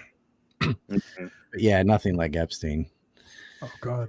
I'm glad. I mean, that would be horrible. So, guys, I think we should bring up that 2 days ago, the UK approved the extradition of Julian Assange to the United States. So I'd be remiss if we didn't talk about that. Ryan, do you know, is there any, like, I mean, what's the best case scenario at this point? Is there any hope for anything, or have you kind of given up at this point? Well, he's got 2 more shots at appeals, but it's not going to matter. Like, the state, and I'll just call it the state, because it's all of them, they're 100% against him. And what's he even held on? Right? Hacking, and the main witness against him admits he made it up. That we all know why he's really there, because he told on the government for their crimes. He didn't reveal government secrets. He revealed government crimes. Yeah. And that'll get you in trouble because the world is run by criminals. There's even still some politicians in Australia who are actually trying to get him to not be sent back to the U.S., where he's surely going to get the book thrown at him. So good on them. I don't think it's going to do much at this point, but he'll still rot in jail in Australia. You know what I mean? Like, he shouldn't be in jail at all. No, he should be freed immediately. He should be freed immediately. And I've never seen an issue with a more clear divide between the politicians and the public. Almost the entire public, right, left, center, and normal, want him out. Like, what did he do? He admitted the crimes we did in Iraq and Afghanistan. And they're like, well, did we do them? Yeah. Then he told the truth. What's wrong with that? But every politician on both sides of the aisle are like, let him hang, right? Yeah, only a few, Tulsi, Sarah Palin, who's not a politician anymore. Massey. Dude, that was incredible. She actually is Ryan. Ryan, she's running for Congress, man. She won the nomination. Oh, well, she had been of Alaska, so okay. Well, then good on her. Look at how they demonize her, right? They made her seem like the stupidest person in government, which is definitely Kamala Harris. But it made it seem like it was Palin, because now and then she'd say something smart. She would say, Eric, base Georgia mommy spoke out for Assange today too. Dude, I love Marjorie Taylor Greene. Dude, she's my oxygen. I want to fucking CrossFit with her, dude. I want to go hunting with her. AOC. Dude, I want to go. I want to go track down the HARP energy weapons she was talking about, dude. I'm so here for all of that. The Death Star of David that she was talking about. The space. Mike, the Death Star, dude. She's oxygen. That's in C Lab 2021. They talked about like the 5G bankers that had a giant spaceship like the Star of David that would control that. And let me just say, Lauren Boebert did nothing wrong, okay? She's an amazing woman. She's a patriot. She's serving her country, and no one handles a Glock 9 better than Lauren Boebert, believe me. Believe me, okay? Dude, I love her too. That picture of her and Marjorie in the Congress just like screaming at whoever. Dude, we need more of that. We need 300 of them cut loose into Congress, and I want them to have not only Twitter accounts. I want them to have OnlyFans accounts. And you can pay to have. You can pay to have Charlie Sheen's daughter with them in a threesome. You can fucking request to have Lauren Boebert in lingerie and Marjorie Taylor Greene dressed in fatigues go and hunt down fucking AOC in the halls of Congress. You can actually pay for it, and they'll go and do it for you. Yeah. They'll do it for free. Yeah. You need a Bobert bobblehead, but she's got like a pistol on like that. Yeah, but it bobbles like this too. Oh, come on. Blowbird. No, she's everything. She's Yeah, a they're all Lowbird over. too, Reed. She's Lowbird? She's a Really? Lowbird and a Bordatarian. Yeah, he's thought just she was throwing more buzzwords Reese's. out. A little bit more, Rothbardian. Shout out to Mr. Travel. Thoughts on how much worse the shortages are going to get? Worse. Yeah, that must be referencing my travel woes. Oh, yeah. Well, we have a shortage on tampons now, right, Mike? Yeah, we do, because it actually needs them all. Got to buy them for Ashley. Leah Thomas, God bless her soul. She needs them in the deep end with her supersonic hyper missile and yellow submarine. Come on. Got a TOS 1A down there. Hey, eyes up here, boys. You ever see Das Boot? That's about Leah Thomas in the pool. Jurgen Prochnow is in that, and then they did the K9 Widowmaker with Harrison Ford. Donald Trump, talk about Rita doing his lift. That's just so strong doing those squats, and you couldn't believe the schlong. It was unbelievable. It was almost like the schlonging Obama gave to Hillary in the 08 primary. He did. He came in the primary and he schlonged her. He did. He schlonged her. But we need tough, we need strength, and that is a beautiful woman pushing. We need tough, and we need strength, and we need brain, and we need. Well, we need it fast. Excuse me. Quite frankly, we need it. He's like, we need it fast. Excuse me, Don. We need it quick, and we need it fast, and we need it furious. Okay. I mean, just think about we have Oreos being made in Mexico. What do you guys think? So DeSantis versus Trump, man, is that the GOP civil war? Dude, I want it so bad. Like, so Reed, you want it. A lot of the MAGA people don't want it because. Well, it's the I don't MAGA care, message. dude. I don't I care. know, but- I don't care which one of them wins. I just want the blood. I mean, But can you if they- imagine? Dude, if they- it would be like Trump versus Ted Cruz, but if Ted Cruz had balls and could hit back, If Ted you Cruz got was Trump. good. Trump is the unstoppable force, and DeSantis is the unmovable object. So Yeah, dude, you've got DeSantis is the Chad. king of haymakers and fucking insults coming against the. Excuse me, no, that's not correct. Actually, while I was governor, I did this, Mr. President. While you fast tracked the vaccine, and it'll be like, excuse me, you took the vaccine, you just didn't admit it. Well, which one? so Which ready one to will say they use the most mouthwash? They use Netanyahu's jizz for mouthwash the most. Who's gonna? Dude, who's I gonna don't. say I that, think. Ryan? I think DeSantis is more of a sincere, neocon than Trump. Trump, he just didn't fucking care about any of it. He didn't really care about Israel, or he just he got Ivanka swept went over into there. She it. flashed her tits in the West Bank, and some people died, and they said some things. Trump's a ruthless, amoral businessman that was always on the side of money. So, when it comes to Saudi or Yemen, he's going to side with Saudi because they have money and Yemen doesn't. Israel and Palestine, he's going to side with Israel because they have money and Palestine doesn't. But when he came Syria versus Al Qaeda, he's he's not going to support Al Qaeda. He's like, let Russia handle it or whatever. He didn't want any part in it. He's like, there's no business opportunity here. What are we doing? Although I think sometimes that would overlap with the right thing, and sometimes it didn't. But he wasn't ideologically a Zionist. He was just more or less. Well, Dawson calls it the ball. He calls it the ball and chain. And Palestinians don't, so I'm going to side with them. I mean, is that? Netanyahu's my fourth wife. Okay, I didn't want to say it, but I'm going to say it. He's my fourth wife. Okay. So he I puts think out a lot more than Melania does. I think DeSantis is actually. I think he was actually okay on Syria when he was in Congress. It was the only thing he was really okay on foreign policy, but he wasn't. I remember seeing a video clip of him saying, "Why are we supporting these moderate rebels? We don't know who they are," even though we, did know who they were. But he was at least cautious about supporting them, so that's good. But yeah, it's hard though. I think DeSantis is undeniable. Reed, the last. Oh, dude, he is. The last week, I've really found myself falling hard for him. How Chad he is and how based he is. Oh, dude, yeah, he's based. His war with Disney, no doubt. Dude, him going to war with Disney, that pedophile mafia, dude, I'm here for that. Okay. DeSantis is Italian. Trump is German. Axis reunification. Oh God. And I'm in Japan. And the nuke is in my pants. Oh. I'm here for whenever DeSantis comes to New Hampshire. Reed, we're going to be there waiting for him. Oh, dude, we got to get him on the Four Horsemen. Get him on the show in person. You love the Enola Gay. I did. I put the granola on the granola gay. So, guys, the other thing I want to bring up on you get to get serious Tulsi on here too. Yeah, What's well, that? that was supposed to happen, but We'll try. I did want to bring up one other serious thing. So the war in Yemen has been in a ceasefire for a couple months, and there's a war powers resolution. It's bipartisan in the House, and it's been introduced to the Senate.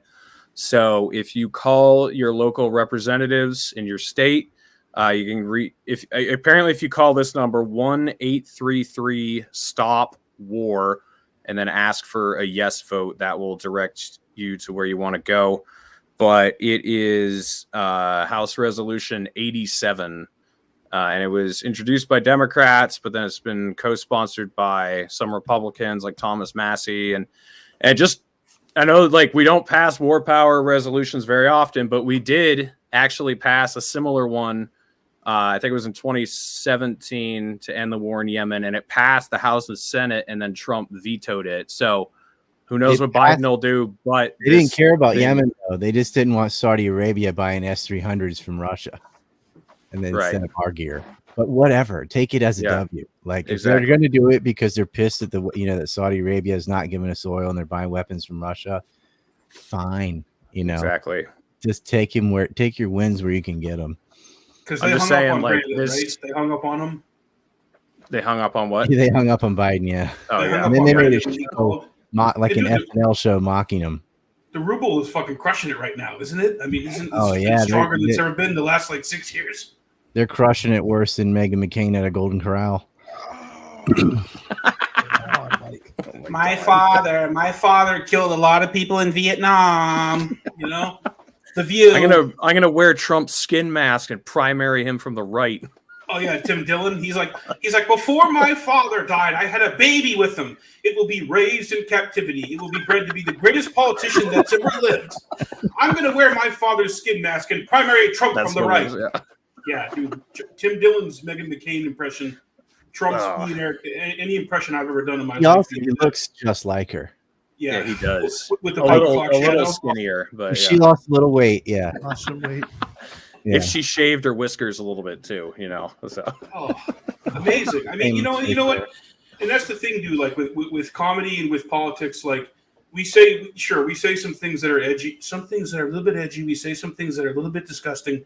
There's nothing more disgusting than the wars that these people launch and the death and the genocide that's going on. So anything the four of us say could not possibly be any worse or any more disgusting than the policies that these politicians support and what's actually going on in the real world right now. So, Oh, yeah. Also, if you are in New Hampshire and they start calling you for polls for Senate, your answer is Jeremy Kauffman, Libertarian. Yes. They're going to ask you, I don't even remember what the Republican, I don't know if the Republican primary is over yet, but it's Maggie Hassan, the Democrat. Right? Yeah, we're going to get him on the Four Horsemen. He's coming on soon. And then either next month or the one after. And asking to vote on repealing the 19th, we vote yes. Yeah, Eric, which has caused more issues, the Second Amendment or the 19th Amendment? Oh, hands down, the 19th. Yeah, I mean, that really began the downfall of civilized society when that shit happened. I mean, Saudi Arabia, they don't know what that is over there. I mean, because they can't even get to their cars through their burqas. But yeah, the 19th really was the beginning of the end in so many ways. It really. I'm just gonna play the "War is Gay" commercial because if no one has seen this, they have to. Oh, hold on one second. Here we go. This gets my vote. Just this commercial. Oh, it's incredible. Is it Incredi-based though? It is Incredi-based. Took a meme and turned it into a video. Not only that, Dawson, it became true during Pride Month when the Marines had the gay rainbow bullets. So is that real? Innocent people in the Middle East, they're having dinner. A bomb is dropped on their house, and they're all killed. What's the problem with this? It's being done by white men. I am Jeremy Kauffman, the Chief Diversity Officer at Halliburton and candidate for United States Senate. It is time to diversify the murderous military-industrial complex. We need to make the nukes gay.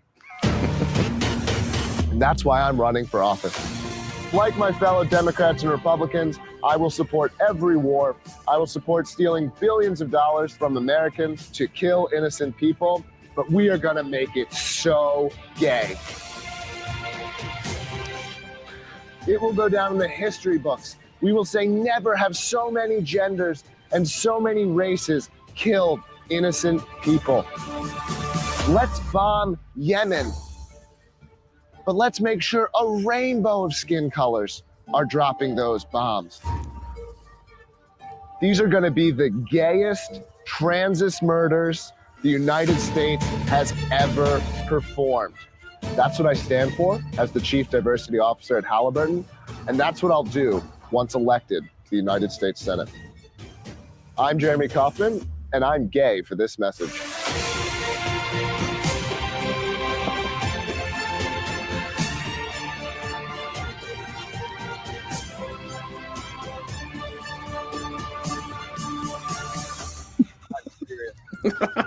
I love her saying the birthing person of all bombs. Dude, that's fucking dude. That's the best political ad I've seen like ever. Dude, and then the Marine Corps when they put out the rainbow guard. bullets ad, That like really happened, ago. Reed. Yeah, I don't think Dude, Dawson it was the believes me. That really perfect- happened. That's not Oh, yeah. Babylon B. No, No, dude, man. the Marine It's Corps like on a crack Twitter. pipe story. I can't believe I'm not on Twitter. You know. They that, fucking well, me put neither, out their but- message celebrating Pride Month. Our bullets are going to be dipped in pig blood and they're rainbow colored. Yeah, dude, You know? the tips of the bullets were different rainbow colors, so we just spammed it with that political ad because we were ahead of the curve on that one by like 2 months. It's fucking Yeah, Reed, you perfect. called that before it happened. Yeah. you've seen that I mean, post- it's not like that's the first time they've done something like that. Like No, the but woke it's- CIA ad and shit. You know, they've been doing it for a while. But And Liz Cheney's going to save our republic, that little Halliburton cum dumpster. She is going to save the republic with Or the that earrings. army recruitment ad with the girl who has 2 moms getting married and all that stuff. dude, it's so dumb. Hey, you know what, man? I think it's time that the LGBTQIA LMNOP. become Yeah. genocidal. They can be just as genocidal as straight people. I agree. Why not? My Let's do 1-year-old, this is Rawr. hilarious. Somebody was saying LGBTQ or whatever, and he goes C D E F G. They were speaking the alphabet. Dude, Dawson's kids are fucking giga chad. They're Yeah, giga-based. Wait, Yeah. Giga Chad? Giga chad and giga based. My No, youngest is a little that bulldozer. That Kaufman ad is everything, dude. And Dude, it really is. it just sums it up so beautifully. And I don't know, man. If you can't see that or process that and understand, That indirect truth, well, like both parties, I too will waste billions of dollars and murder people. I'm just going to do it in a gayer way.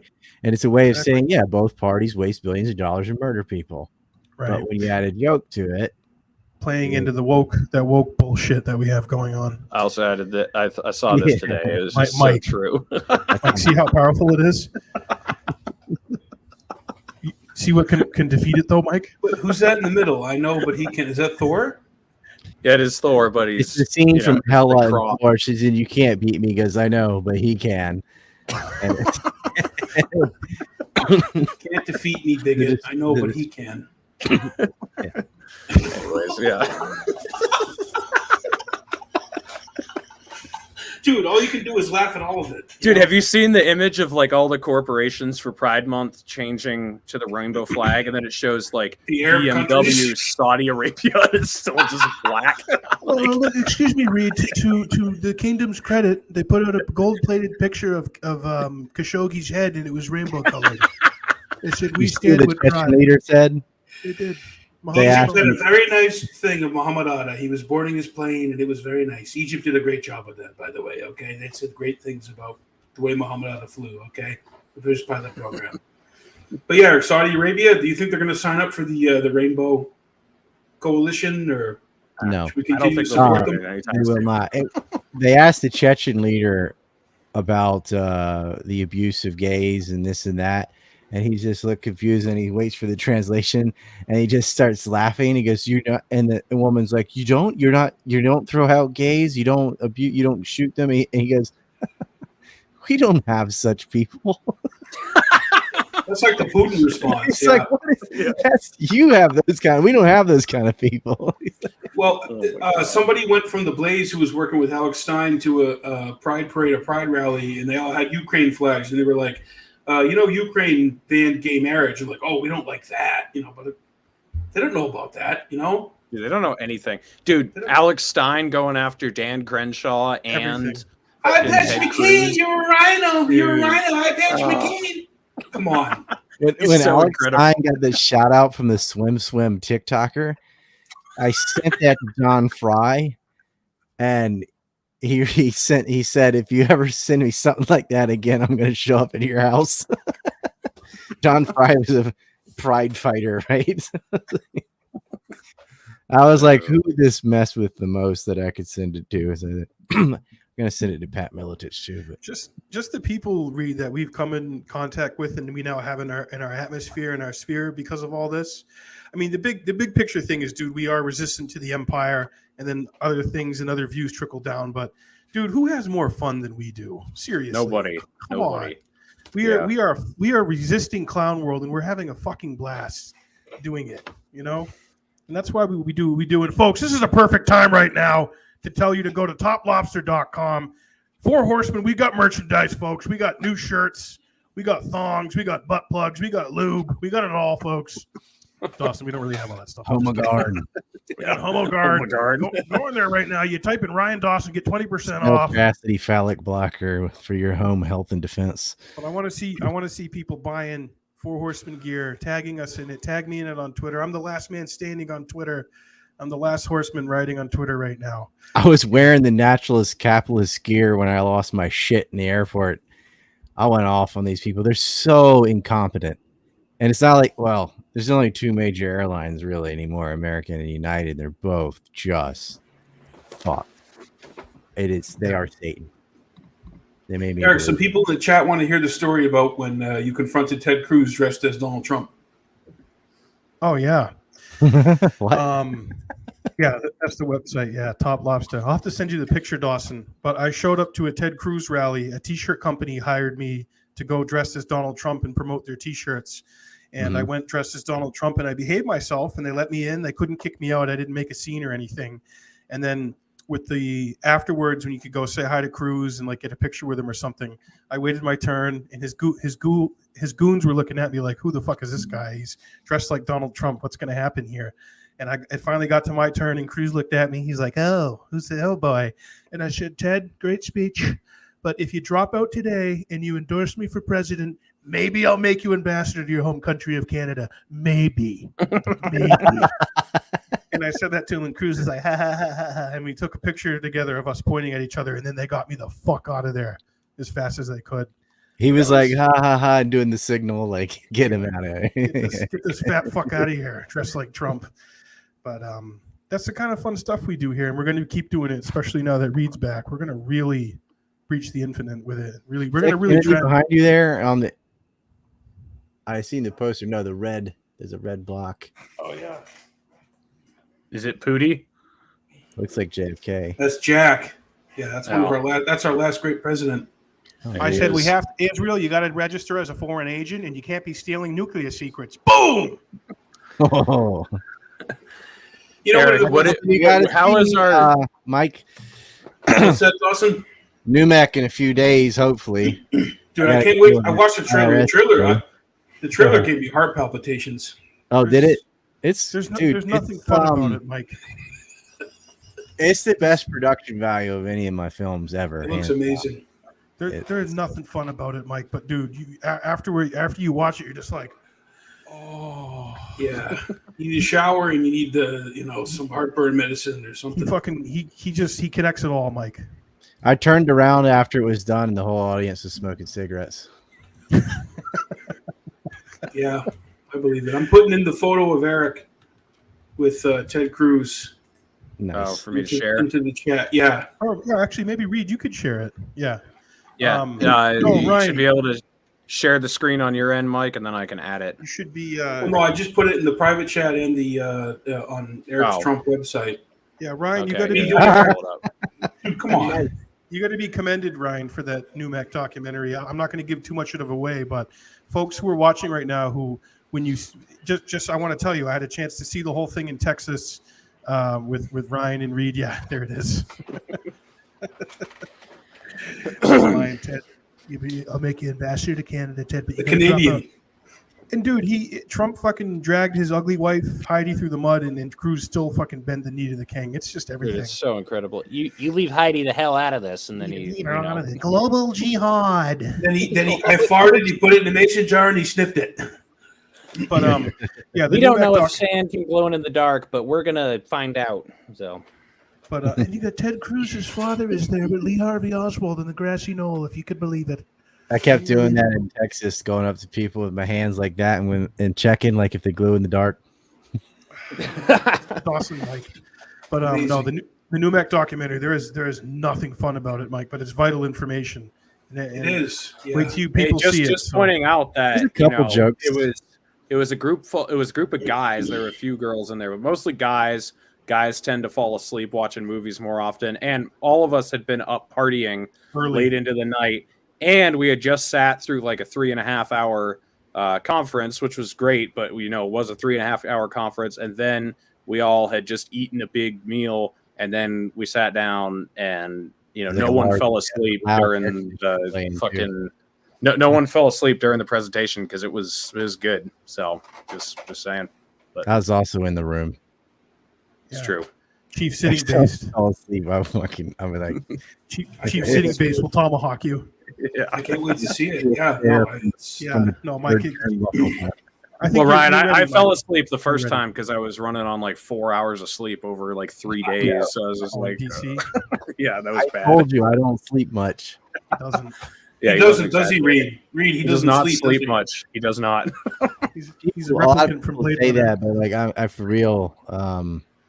I don't know. My mind's always going. Oh yeah. I've been taking melatonin lately, dude, to sleep. Seriously, I've needed it. I've had sleepless nights too. This shit, it's disturbing. But you know what? We're fucking big boys, man, and it's our fucking responsibility to get this out to people, and by hell or high water. So I was really inspired by the documentary, Ryan, and it's empowering, and you can get this to people. It's tough to fire hose it and show them this, but if you tell them a few things and you can like connect it to stuff that they might know about it, that could be like an opening.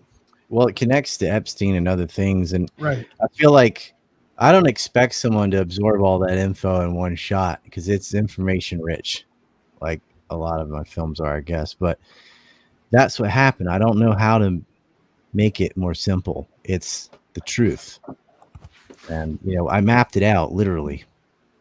Of what was going on. And dude, the photo of you showing Ron Paul the crime map. You've got the model for how they. I gotta pull it up. It's just incredible. Yeah, pull it up. Yeah, get some of the pictures up from the trip. I mean, Ron Paul saw the dude victory. They seem like nice people. They all seem like nice people. That's what he said. Hoarding all the money, stealing all the nuclear. Very nice people. There were very fine people on both sides of NUMEC. Believe me. Eric, does the king come back in 24 for the one final? He might. We'll see. January 6th never happened. The Capitol was a hologram. Believe me. But dude, just the picture, Mike, of Reed, myself, and Dawson. Dude. I know. No, I know. Come on. That's look at it. Fourth Horseman. Dude, Chief sitting based, Dr. No, Trump, and Nat Cap. I didn't know he's like 20 feet back, so because he's taller than all of us. Yeah. He's actually taller than Ryan. He's 2 inches taller than Ryan. He's huge.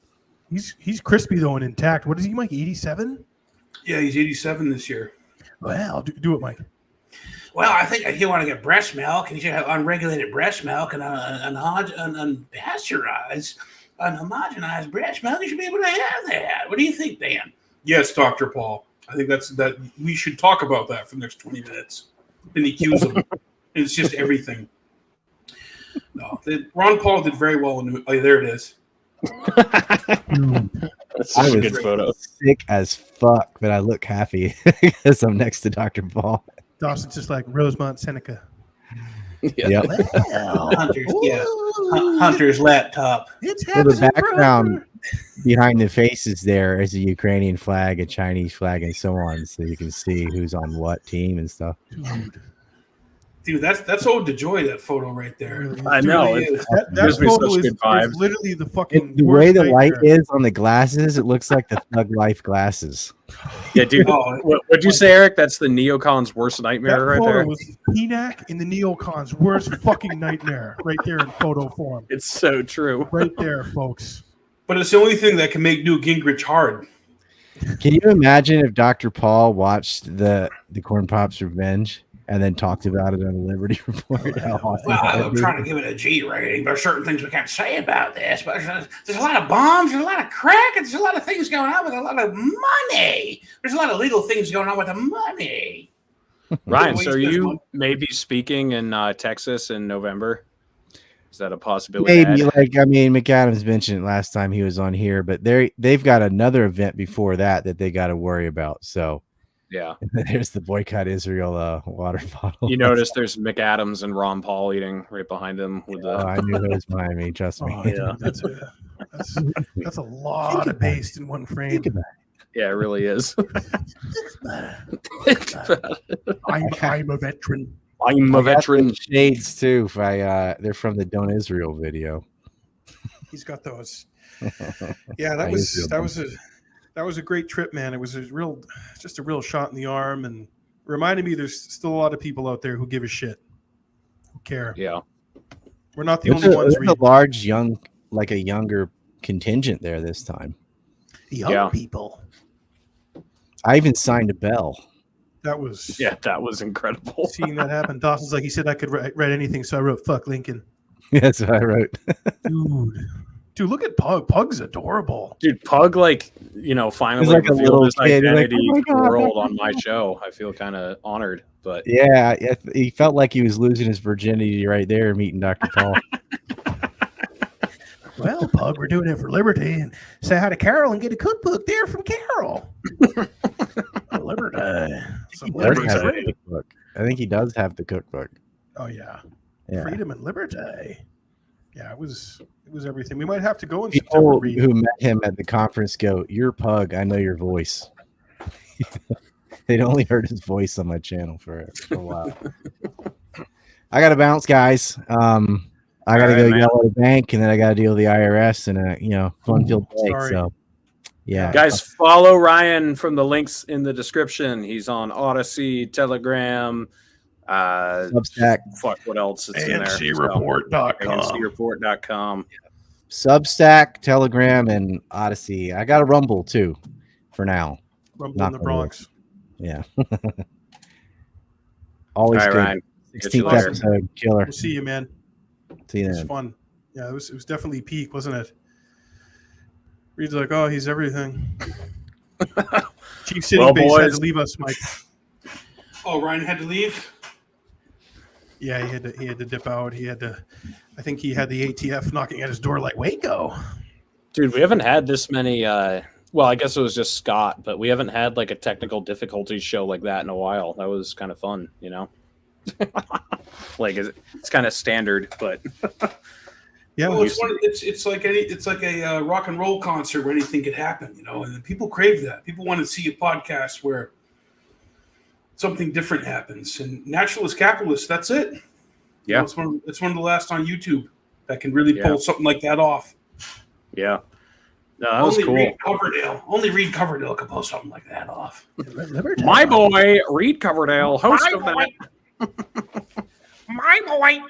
Look, dude, we're all gonna be up at Porkfest with Bass Lord Horton and Dave Smith and Clint from Liberty Lockdown and Phil from All That Remains. It's gonna be incredible. It's gonna be just at one giant Liberty Fest. Will Nick Sarwalk be there? Probably not.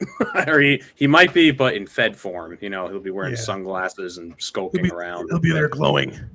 He's going to be coming out of the back of a U-Haul with a mask. Senator Coughlin will be there, right?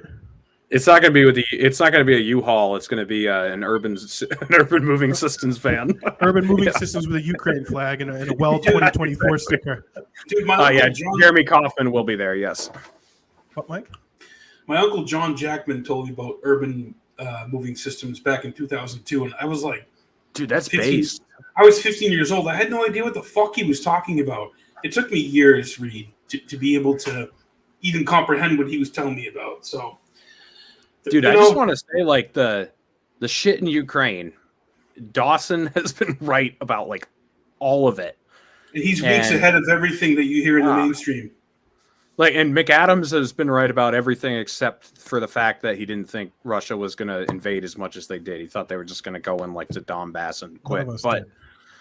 But dude, like Ryan, he fucking knows his shit, and if you listen to him, he's not going to lead you astray, and he's never going to intentionally do it. And if he ever does, it's very rare that he accidentally is wrong about something. But man, he is like, just want to say he knows his shit, and it's good information, and you know, people should listen to him. So. Absolutely, and I think that's the integrity of your podcast, Reed, and that's also the integrity of the libertarian foreign policy doctrine.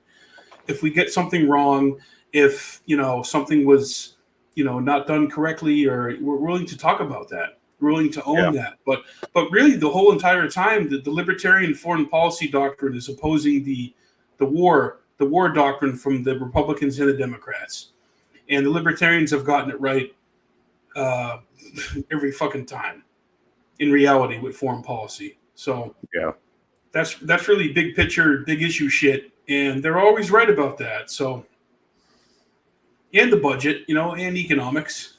Yeah, everybody likes spending, $5.10 a gallon for gas, right? Yeah, everybody likes doing that. Everybody likes inflation. You want to share with Dave? Well, inflation's a right-wing talking point. It's transitory. That's what they were telling us. Just stop talking about it. Like, well, the mainstream right, they're willing to run up inflation for their wars or their pet projects. Dude, so that's why the libertarians do have more credibility on real issues that affect everyday Americans. So, and they always have been. So, Ashley's diary, Mike. Oh yeah. I actually have to give Tucker some credit on this read. He covered this on his show. Ashley Biden's diary that was found abandoned at a rehab house that someone else found, and then Project Veritas, James O'Keefe didn't even have the diary. No, he didn't. They never published the diary, and they were raided by the FBI.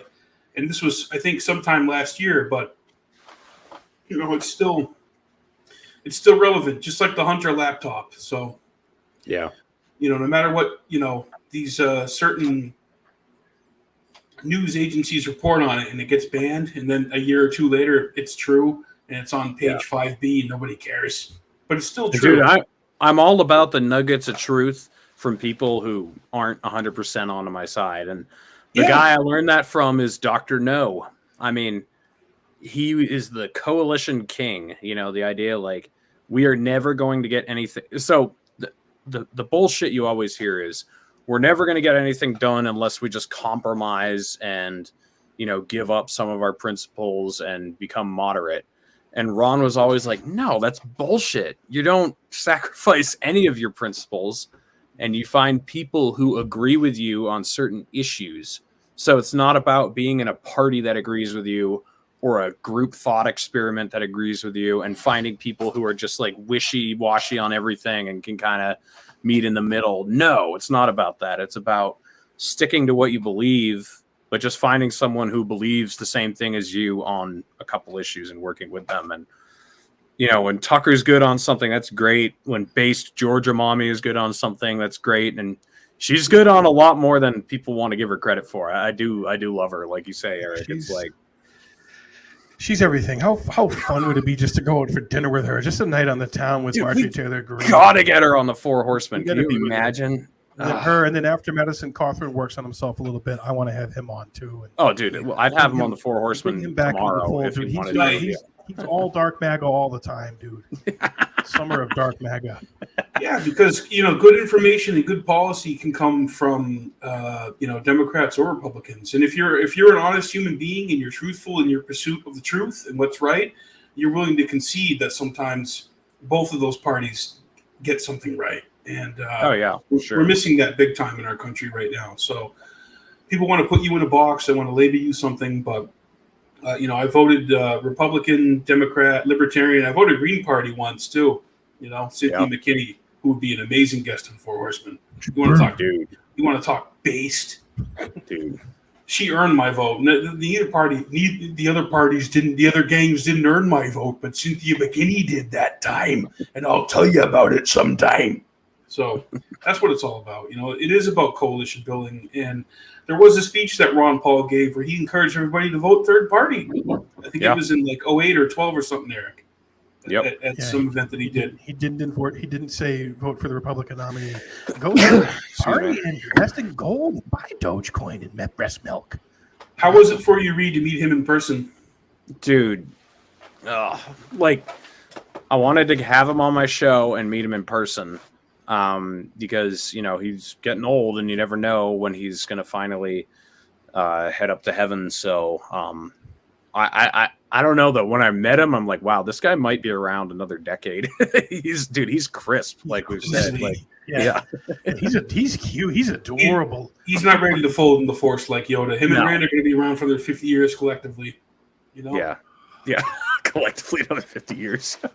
Yeah, exactly. Ron 40, Rand 10. You know. Mike and Horton, Mike, they turned around and they did it anyways. Do that one, Mike. They had a focus group from Harvard. And Harvard said, we're going to make Luke Skywalker woke. And that's what they did. They made Luke Skywalker woke. He couldn't be the hero of the Star Wars saga. And they wrote it in there. And they had Zbigniew Brzezinski. And they had William Crystal came in and did a punch-up on Obi-Wan Kenobi. And I disagreed with that with Dr. Pepper and my skater shoes. Dude, I want to do a whole Star Wars podcast with Horton. Dude, that was so funny how Scott Dawson couldn't even remember his name, but he's like, "Hey, that's that anti-war guy." Sounds like Horton. He didn't even remember his name, but he picked up on the impression. It was like, "Hey," that's so funny. That was cool to have Dawson's brother on, man. He seems like a great guy. Oh, dude, super knowledgeable too. Like, I got tons of. I was a huge pirate fan back when I was, I don't know, like from when I was probably 6 to 12, something like that. Like I was a huge pirate fan. I knew like Sam Bell, like I named a few of them, but it's been a while. I'd have to brush up on my pirate terminology again. But you guys got to meet Pug in person for perhaps the first time, right? Dude, oh yeah, dude, he's looking for land in New Hampshire. That's everything. I got him to do. Plenty of it here, Pug. There's plenty of gold, plenty of firearms. I can't get here up here for you, Pug. You know, when it kind of like goes through there. Hey, Mike. Yeah, dude, Mike, your Ron has gotten good though. I'm serious. Like it seems like it's an upgrade. But well, the Ron Paul Liberty Report has kind of been the classroom. Yeah, the go-to. Yeah.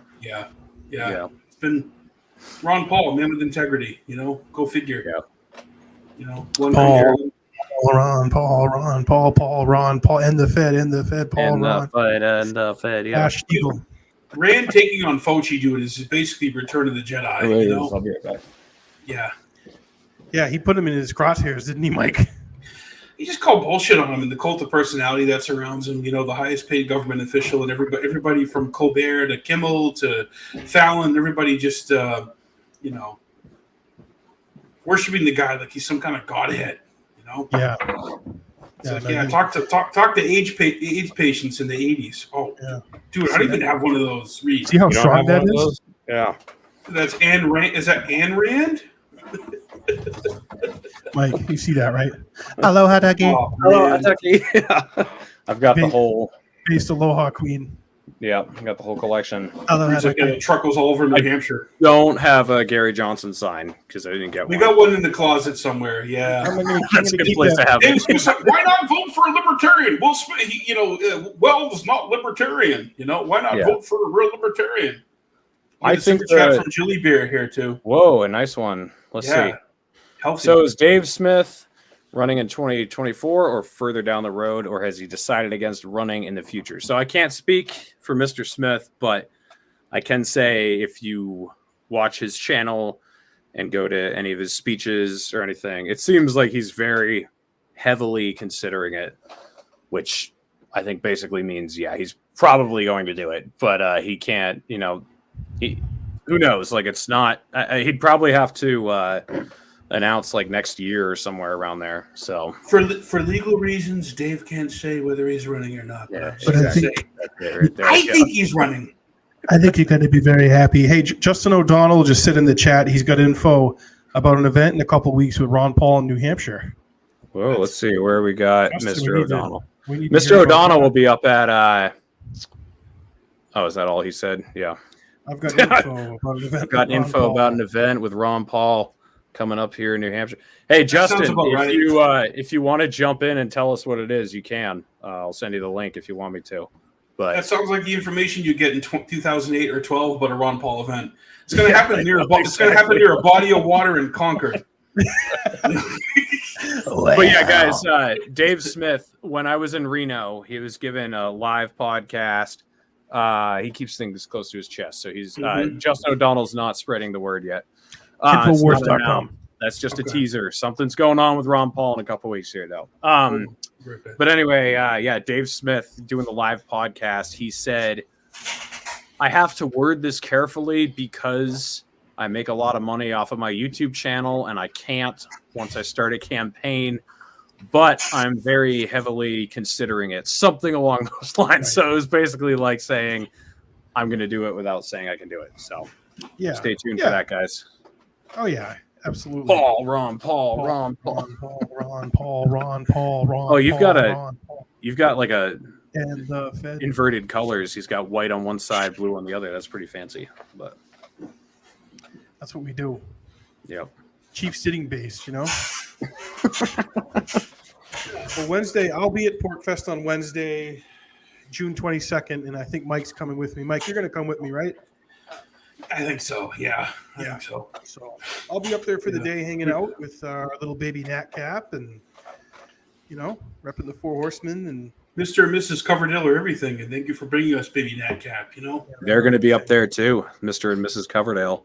Is Mr. So yeah, Coverdale guys, doing a speech? Mr. Coverdale is doing a speech, but he's going to introduce you. No, but let's see. Wednesday at 5 p.m. I'm giving a speech on the government's war on the working man. I think that goes for an hour, or it goes like 40 minutes, and then I take questions. And then on Thursday at noon, I'm giving a speech about why I'm repatriating to New Hampshire. And then I think at 3 o'clock, I'm doing a podcast in the Mises Caucus tent. And then at some point, we're doing a Tower Gang episode. We should do that on. You guys are coming up Wednesday? Wednesday, yeah. We should try to get you guys on that. That would be pretty cool. And then let's see. Yeah, other than that, I don't know. I might be there longer. Might go up there earlier than Wednesday. You know when Lord Horton's going to be there? I think he flies in Tuesday and leaves Friday, something like that. He's going to be there for a few days. I'll be able to catch him on Wednesday. Oh, yeah, for sure. And what about Dave Smith? I think Dave is going to be there Thursday, I believe. So I don't know if he comes in Wednesday night or if he's... Either way, there's going to be a lot of great people up there and liberty-minded people and interesting people.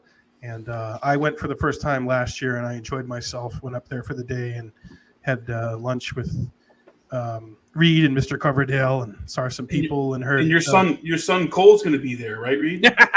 Yeah, dude. So many people miss that joke. He's adorable. Fat Dave Smith. On Twitter, everyone would have understood that, but Facebook is still a lot of like family and friends who don't necessarily follow my politics. He's So probably older than you. What? Yeah, he's 2 years younger. But let's see. I missed Dave Smith's comedy show yesterday in Chicago. I was sad about that, and this one child actor cheered me up from that day. Well, there you go. Yeah, guys, but I'm just telling you from being in Reno, seeing all the excitement going on, like the most energy is in the Libertarian Mises Caucus, the Libertarian Party Mises Caucus. Like there isn't that amount of people or energy like with the Mises Institute or with like even the Ron Paul Institute. Like the numbers are with people getting involved in the Libertarian Party. Like it's crazy. It's like the biggest, strongest force right now. And it's, I don't know, like you might have liberty-oriented Republicans in some areas or whatever, but the direction of the Republican Party isn't to push people toward like the strong anti-interventionist foreign policy or the monetary policy that we're talking about. Like that is the goal of the Mises Caucus. So it's really exciting to see.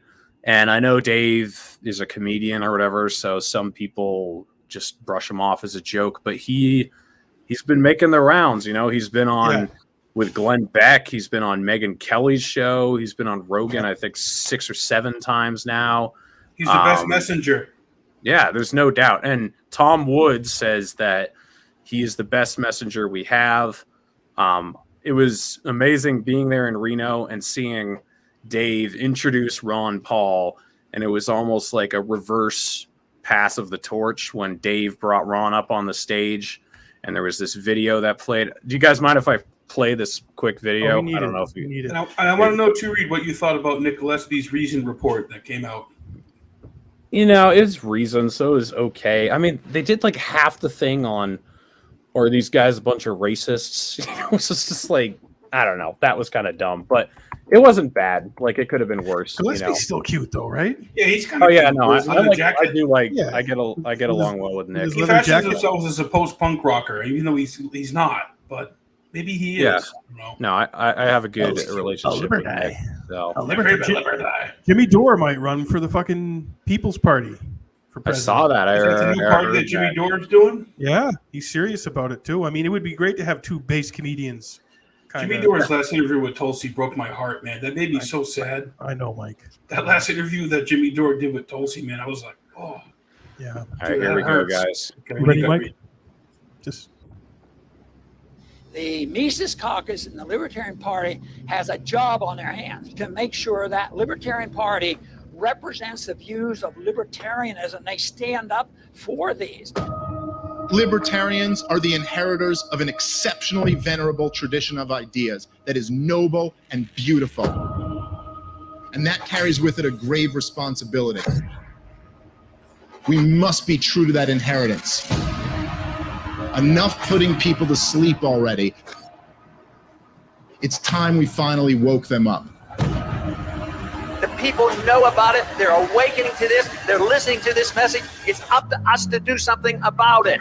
People crave authenticity. If you're going to get involved, this is serious. You better have some fun. This caucus is 3 years old, and it is the force in the Libertarian Party today. I sort of have to chuckle when they describe you and me as being dangerous. I'm not going to let the people who apologize for our torturers tell me they're offended by my joke. You have a right to do things that are very controversial. You're not up there trying to crack silly jokes. You're up there sending a message. This is who we are. We are the Ron Paul Army. That's who we are. We are dangerous to the status quo of this country. We are in the business of ending genocide, end the lockdowns, end the wars, and there is no force on this earth powerful enough to stop an idea whose time has come. We weren't here to fight with other libertarians. We're here for the revolution. Freedom is popular, don't you know that? Wow. We were right. I was right next to him. Would inspire all of those tens of thousands of young people to come out at every single event. Well, we're those people. Right. Here we are. I was right next to the stage at that when Ron Paul said that. That was his primary speech night when we came in second to fucking Mormon shillboy Romney. Shit Romney with the magic underpants. And that was electric, Mike. Remember when you and I got attacked for promoting Ron Paul with any media contacts that we had? Any show we went on, they were like, "Oh, you're biased towards Ron Paul." I'm like, "Yeah, I'm biased towards liberty." Yeah, you know, I'm you're like, promoting war. You're war in debt is what you're promoting. Yeah, I'm like, "Fuck yeah, I'm biased towards Ron Paul." Yeah, you fucking cunt. Fuck yeah, I am. That's a great video read. And guys, like, so just for anyone who's still skeptical of like what the extent of the realignment was in Reno, Joshua Smith, who's been on this show a few times, he's had Eric on his show, he's had Ryan on his show twice. he is the vice chair of the Libertarian Party now, vice chair of the third largest party in the country. You know, like Ron Paul, libertarian all the way. None of this woke, dumb bullshit from like the Gary Johnson or Bill Weld days. None of it. You talking about fakertarians, Reed? Yeah. Bitch fuck Exactly. fucks. Yeah, no bitch fuck cuck. I mean, but like he's the vice chair of the party now. So that's kind of a big deal. Like this is just, I don't know, it's a completely different party now. So hey, I said this on Kyle's show, Getting Swole in Liberty. What's the name of his show? Liberty and Wellness?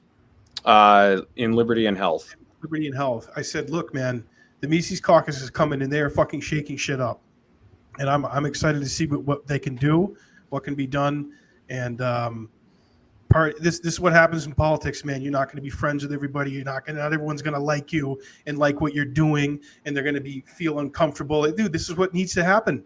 If there's going to be any chance of the Libertarian Party being relevant and doing something with that fucking 50 state ballot access that they have every 4 years, I think this is a prime opportunity for sure. Yeah. Yeah, because both the Democrats and Republicans have done so well for our republic the last 40 years. They've done so well for us because everyone has amnesia about the Republicans from 2 years ago because the Democrats are in charge now and they suck a lot. But the Republicans voted for all the fucking spending that's giving you this inflation right now. Mm-hmm. Like people don't understand how inflation works. They think it's just like, you know, corporations getting greedy or something. It's like, no, we expanded the money supply by trillions of dollars in 2020, and that's going to cause price increases, you know, within months. And that's where we are now with the price increases from the results of what we did while, you know, the Republicans they didn't have a majority, but they had a little bit more than the Democrats. And, you know, while we had a Republican president and things, now the Democrats are in charge, it sucks. Watch, the Republicans are going to be in charge again after this midterm, and it's still going to fucking suck. You know, nothing's going to get better until you finally start having people who aren't going to support any of this shit. You know, we're going to put their, like, if every Republican were Thomas Massey or Rand Paul, we'd be in good shape. But they aren't. There's fucking, like, you know, and I love base Georgia mommy, but let's be real. She's probably good like 60% of the time. We're so far in our end zone. But space mommy. This is why, Reed, like, I've always pushed foreign policy and being against the wars as the top fucking issue because this trickles down and this is everything because the Republicans and the Democrats always agree on war. They always agree on funding for these misadventures on foreign policy, and it's fucked us the last 2 decades. Yeah, okay? And dude, I like more than that, but I like DeSantis like being Chad and being based, but as president, he's just going to do the same shit Trump did. You know, he is a pro-Israel, mostly pro-war, and he's a shill for the security apparatus. So, of course, I mean, do you think he's going to want to, you know, oppose the? He's not going to end the wars. No, is he going to support surveillance state? Yeah. Oh, dude, he's not going to end the surveillance state. He's a lot of fun, Reed. That's all. He's just a lot of fun. Oh, yeah. No. Yeah. I know you get it, but a lot of people don't. It's scary how many people don't. Like, I love, like, standing DeSantis when he does something funny against. It's fun. Just like with Trump. It was fun. And you know what? But, as Dawson says, we were so far in our own end zone, like with the Fluid Order shit. DeSantis was good with a lot of it. Yeah. And dude, as governor, like, I'm not going to lie. If I were in Florida and, you know, it was close between DeSantis and some awful Democrat, like, yeah, I might vote for DeSantis in Florida for governor. Governor is, like, very different than president. Because of how Chad and Trad he is. Yeah. I know you're off Twitter, Reed, but are you able to play that video I just sent you? We can close riffing on this. Let's see. I put it in our chat here, in our Facebook chat. I haven't really been able to watch it, but I suspect we'll have a little fun with it, and we can close things out with it, Mike. It's a familiar friend. It's someone we all know and love, and we hold near and dear to our heart. And it's just him being him, Mike, in the wild. His head. We need that. I mean, his head. We do. I don't know. We're not going to solve this all in 3 hours, but we're pretty close. We're pretty close to Liberty. Wait, it's him? See his head? Yeah. Hispanic community has never seen anything like it. They actually said I'm the most popular person Or political person, I guess. I don't know. And I'm doing damn well with the black community. Dude, I love him. I do. Like, I can't deny it. You know, look for Juneteenth. Look at my African. Look at my African back there. Look at him. Come on up here. Bring your Kool-Aid watermelon up here. Come on up here. He's everything, dude. He's like your racist uncle, where it's like he's like an Archie Bunker racist. You know, it's kind of like, dude. I'll be honest. I do not think Trump is actually a racist. Like, I think that's actually not true. Like, there's tons of shit I don't like about him, but I don't think he's a racist. Like, I don't think he really cares. He's just an opportunist, right? Exactly. He's an opportunist. Yeah, he doesn't care enough to be a racist. You know what I mean? Like, it's not like out of goodness. He just doesn't care enough. But I mean, he was born in 1946. You know, he came up. Yeah. I mean, he weaponized that culture war bullshit. It was Woody Guthrie wrote a folk song against his father, Fred Trump. Did you ever hear that, Reed? The what? Woody Guthrie wrote a song against his father, Fred Trump. Really? There's a. I'll have to find it, but I mean, you know, yeah, he's an opportunist. He's a charlatan. His head grifter. He's a liar. He's a mafia I'm boss. the most popular guy with the Hispanics. I'm doing well with black too. And the blacks. Yeah. I'm doing really well with black. Who did the platinum? Was it Ice Cube, Eric? The He's black. doing well with black, not the blacks. I've with done black. so well with black. Okay, you wouldn't believe it. Amazing. Dude, yeah, we get the. I've always contended we get the world we deserve, and if Ron Paul were a person, it's a meme that said "I told you so." You know, the guy with his hips, he's like, "I told you so." If Ron Paul were a person, so you know, don't blame me. I voted for Ron Paul. I get that. I'm with you. You know, I'm on board with that. But we have a chance to do something. And Reed, I'm very excited for what Dave Smith has to offer in the Mises Caucus, and it's got me very excited. Yeah. Tulsi's campaign is how we all met, and I was excited for that. And you know, I believed in it. I was very guarded. You know, cautiously optimistic. The last time I was really on board with something was Ron Paul. So yeah, I'm very excited to see what Libertarian 2024 looks like. Well, I'll be like, I was excited for this, but I was for like 6 weeks. Exactly. I was excited for it before it happened, and then it happened, and it was like, oh, it was a disappointment. And then I had a wet fart. Then I had Gary Johnson, and then I had Tulsi, and then I had Joe Jorgensen, and dude, I've just always felt so gypped that I wasn't aware enough during the Ron Paul days, because I was a senior in high school when he ran in 2012, and you know, I graduated 10 years ago this week or whatever, and I just felt like cheated, and I was like, God damn it. And now finally there's something that I feel excited for. Like watching that video that I just played, not the Trump one, the one before that, like, oh dude, it gets me excited. So I hope everyone watching feels the same way, because I'm telling you, like, it's just something different this time. So we supported Ron Paul because we supported liberty, we supported freedom, and we were against war. We were truly against war, and we still are. So Elon Musk posted a thing supposedly that showed how the left and the right diverged and how everybody went in other directions. Meanwhile, the people who've been talking about the real issues, like, you know, people who supported Ron Paul, were always right on, and everyone else is in another direction. Yeah. So Angela McArdle, the new chair of the Libertarian Party, she's going on Tim Pool tomorrow. Awesome. She also went on Michael Malice, went on tons of big shows. Nice. Yeah, it's good. But anyways, guys, it's getting late. We've been going 2.5 hours. I know. But it feels great, man. Thank you, Reed, for having me on, man, having this on. Yeah, man. We had the Dawson twins, like, you know, not on the screen at the same time, but all four of you guys were here, so that was cool. It's going to happen. It's going to be like De Niro and Pacino meeting at the diner in Heat, the movie Heat. Which is, as much as a cock as De Niro is, that's a great movie. Absolutely. Yeah. Well, Jackman Radio, you guys know where to find us. Subscribe to us on YouTube. Throw us $5 a month on Patreon, patreon.com/Jackman Radio. If you want a Venmo is Senator Jackman 86. I'm on Twitter. I'm on Instagram. And Reed has got beautiful Four Horsemen merchandise now available, folks, at toplobster.com. Nat cap shirts, all sorts of different designs. Get your fucking Nat Cap and your Four Horsemen gear. Take some pictures. Tag yourself in it.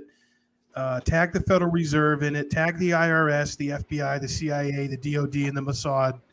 And I'll share them. I'll repost them and share them and put some catchy headlines on them. So love you all. This is another great Four Horsemen read. And guys, I know he already dropped his plugs, but please go to ancreport.com, become a supporting member for Ryan. Apparently his store has been down for like a couple weeks, so I don't know if it's back up yet, but if it is, definitely go support him. He does amazing work, and it's a thankless job. Like, he gets banned all the time.